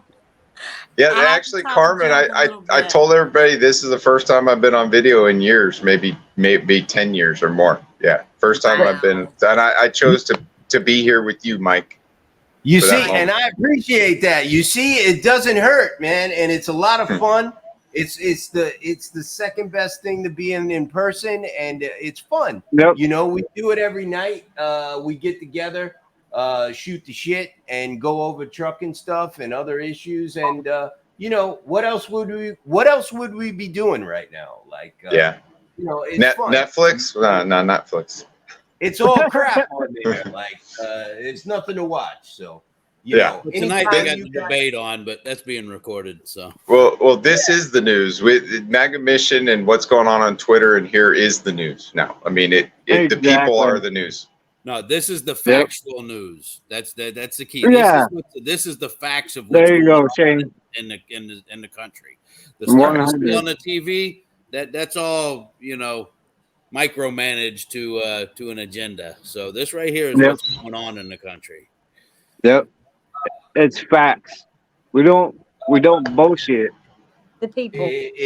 If you guys have any parting words or anything you'd like to add before we sign off, production. Who said that? Please take the floor. And remember that we do this every night between 7:30 and 8. We get started, and you guys have an open invitation. Let's go around the room. Shane, any last words? Matt, it was nice meeting you, man. I was glad to see you on here tonight. If at all possible, I'll reach out to Mike, maybe get some sort of contact information so that we can get the banners and stuff, so I can put something on the websites for you. You got it. Matt, you got the floor, sir. Oh, well, I can't thank you enough, guys. I'm glad that I finally got on and made the decision to get here with come hell or high water. I wasn't going to miss it. So thank you so much for having me. And it's always a pleasure. You know that we've been working together for a while. It's all good. You know, we're all great friends. And so it's great to finally get here and see what you're doing. And you know what, Mike, you are pretty brave. And I'm going to tell you that not a lot of people would just grab a StreamYard and just start doing what you did, but you bit the bullet. You said, hey, man, I got to do this. And you knew what to do, and you just started doing it. So that's what it takes, man, to just you got to just start somewhere and start now, because if you don't start now, you're never going to get anywhere. You'll look back and wish you had. Matt, I appreciate it, brother. But, you know, it's funny, like tonight, I started a half an hour early, and I told everybody we were going to start at 8 o'clock. And I came on, and I just sat here. I was the only one in here. When you watch this going back, I think I sat here for about 20 minutes, and I didn't say a word. And I just sat here. I didn't know what to say, what to do, until Chris showed up, and I was like, oh, my God. Chris, hey, how you doing, brother? Thank you for being here. What's new? How are you? What's going on with you? What's going on in your life? Honestly, my point is, without these guys, I can't do this, man. I really can't. You need to have co-hosts. You need to have people that are willing to come on and share stories and speak, because I can't do this by myself, bro. Well, Mike, can I give you a hint? When I first started videotaping myself and maybe put myself out there in video format on YouTube, I would just go for a walk. I would walk, and then I would pull out my phone. When I get warmed up and my blood's flowing, I pull out the phone. I just start talking. Right. About the issues. Just start talking about the issues to the people, like as if you're telling the people, and it's coming from your mind. And when you walk, I'm telling you, pull out that phone and just consider it your journal for yourself. And when you come up and you start saying something, if it's something good, you go back and you think people need to hear it, post that video, because that's you just flowing. When you're sitting there stagnant like that, you need a life safety device. You know, somebody throw you a life preserver quick. But when you're walking, you're just having a good time, and talk to yourself. I mean, it's a journal. It's live and it's real. Tim called me up. He said, Mike, you look like. He said, you look like you're dying out there, bro. You want me to come on the show? I said, yeah, man, just come on. I'll send you the invitation. I started a half an hour early. It was a mistake. I shouldn't have. He said, yeah, man, send me the invitation. You look like you're dying out there, bro. Hey, look, with that happens to people in Twitter too. You're not alone. Imagine opening a space and nobody shows up. I mean, right? So, you know, it happens, but don't worry about it. Just talk the issues. You'll be fine. It was funny, bro. Thank you, Matt. And listen, the link is on the bottom here. Look, go check out Mega Mission. They cover a lot of ground. It's not just about trucking. So there's a lot of causes there. Voting. They're great. Yeah, the importance of voting, voter registration. Wind farm issues. They're all American. Yeah. They're for America. Period. Child trafficking issues. The issue with the kid in Minnesota with the gun. There's a lot of stuff, man. There's a lot of stuff going on in this world that you never hear about on network news. That people come to MAGA Mission to get help getting the word out there. And listen, even if anybody watching this, you might have an issue. I see people all the time posting in the group that they've been ripped off or they've been involved in some sort of scandal. Listen, contact these guys. If they that's what they do. They get the word out. And they've helped Mike. Out. Yes, sir. Hey, so check this out. So we actually affect people in a way that I didn't expect, and it brought me a lot of joy to hear one of the people that was listening to us for a while. She had actually listened to us for months. Then she decided to purchase a banner for us to fly along, I think, Virginia Beach or something like that. I mean, I posted it, but she's putting Stop Child Trafficking, up in the sky and put magamission.org up there for people to see. And this is the kind of stuff that I never dreamed that some lady would just say, I'm buying this for you. I'm doing this for you because I think you guys are actually good-hearted people and I believe in you. And I just was like, man, it actually at times you do get a tear to your eye. At times you really do start to break down and go, gosh, finally somebody, felt something. Like, I want you to feel it. I want you to know it. We're here. We care. And it was so great to have somebody get that. It shows you there's compassion in society more so than what the general media shows you. It's all divide and conquer. There's actually good people out there. I mean, yeah. John told me about that at the rally this weekend. He told me about that.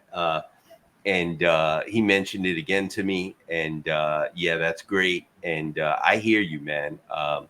When someone said something last night that it stopped me cold. I started crying sitting here on camera last night. It makes you break down. Yeah, and it's like, I'm like, wow, you know what I mean? Like, I love you too, man. You know what I mean? Yeah. And you really do appreciate it, and that's what you do it for, and that's what keeps me going. And I do appreciate it, man. And thank you, Chris. It's your turn, bro. Parting words until tomorrow. I got some more stuff for tomorrow. Parting words, Chris. So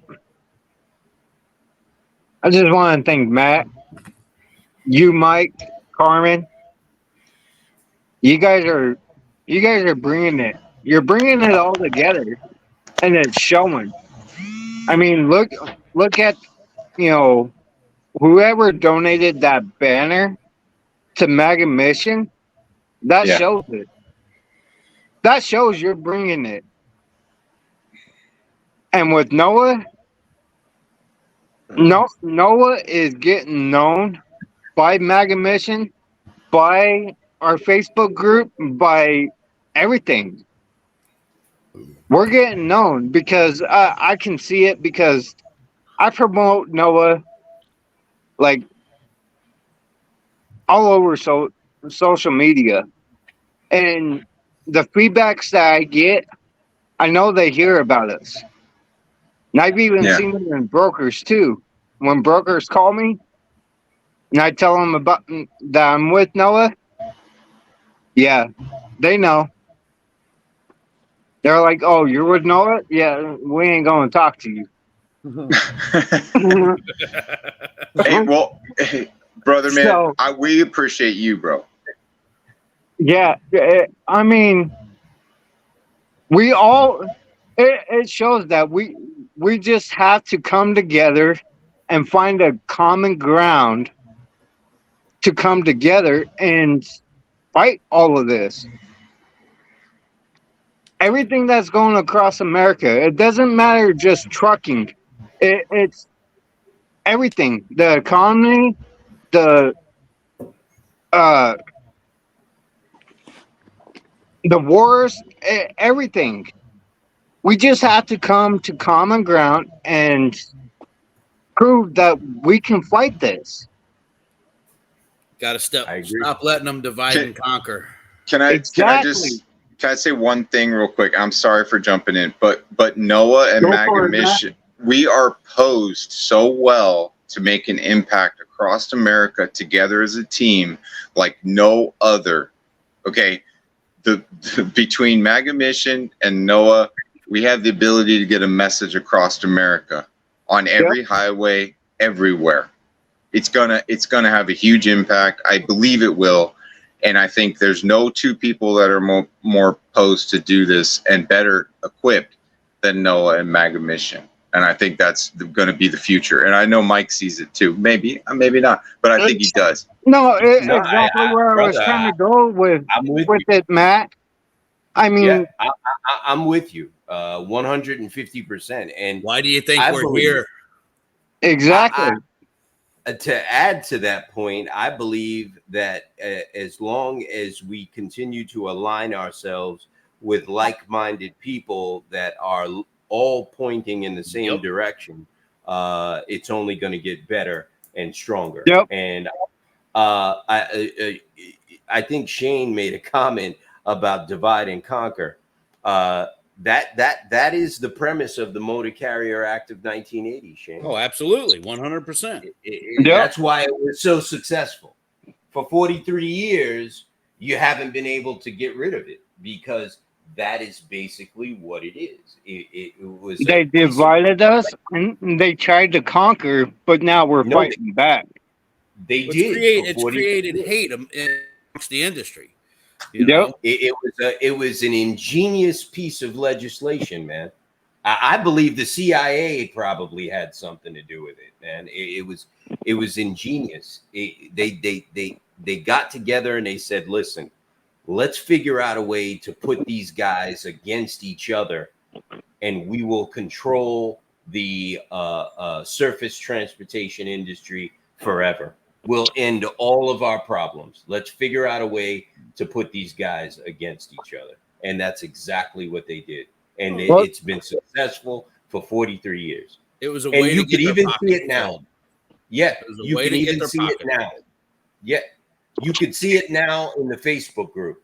You know what I mean? You've got 40,000 people all waiting to go after each other. You know what I mean? And, somebody puts up a post and somebody goes right at their throat. You know what I mean? No matter what it is. It could be about the weather, whatever. You know what I mean? And that's 40, that's 4 decades of programming. Yep. And that's why people like Carmen are so important. You know what I mean? You have to vote. You have to you have to get out there. You have to register to vote. You have to register to vote early. And you've got to fight this stuff because and Shane, I got your email, your text just now with that S.1034. You know what I mean? Figure that's a topic for tomorrow, brother.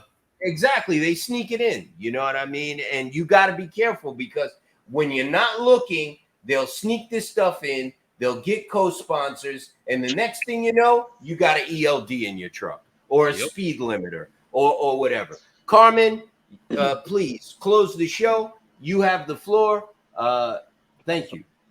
Well, I want to just say, um, everything that you guys just laid out is what we do it for. Is so we can find people, and we stay on the mission together. I sit back and I think, when I was 18 years old, I went and signed up in my local community for the first time on my own. I wasn't with my dad, my brothers, or my dad started taking me around 8 years old. But knocking on doors, and it was just important to me for me to be involved as well. I started seeing indoctrination children. I started seeing things change, with the Department of Transportations in my state, and just things at the local level, which opened my eyes to a broader picture at the national level. And so that's when boots went on the ground. And yes, and what I say to that is, God bless the USA, and never take God out of anything. Remember, God will prevail, and I think that He brings us all together for a reason, and we're fighting this fight for a reason at this time. And so I do see hope, and I see a beautiful thing coming together between MAGA Mission, NOAA, CATS, Citizens Against Trafficking. Listen, the children are our future, and so we want to remain busy and stay busy, with our kids, and we want to ensure that they're protected and they're taken care of. They're the next generation. They are the future, and I hope and pray that they have the same opportunities I did. I'm proud to be an American citizen. I always will be, but I will stand up and fight this fight with anyone that is on the same journey as me. And I'm just glad to be a part of NOAA. I'm a member of NOAA. I'm glad to be a part of NOAA. I'm glad to be out there fighting that fight with you guys. Thank you for all you do for us, and the sacrifices, the same as the military and MAGA Mission. Matt, thanks for all you do for us. You gave us the website, and we love you. And God bless all of you. I love every one of you. Sorry, I'm gonna get teary eyed. Love you too, Carmen. Love Well, you too, Carmen. We yeah, definitely love Carmen's- you and appreciate you. Yep. Carmen's a powerhouse. Powerhouse. Absolutely. So are you, Absolutely. Matt. Oh, Yeah. thank You you, both sir. are powerhouses. MAGA Mission is the best. Yep. Thank you for Thank you, guys. Yeah, thanks everyone for being here. Everyone, of course, remember you have an open invitation. If you don't hear from me and you want to come on, you got something you want to share, just send me a text, email, whatever, call me, and I'll get the thing started and we can all come on. Remember, we're here every night at 7:30, between 7:30 and 8. And everyone have a great rest of your night. Thank you. Buddy, good night. We'll keep Have an a good eye out night. for you early there, Mike. All right, brother. Thank you. Have a good Thank one, you. brother. See ya.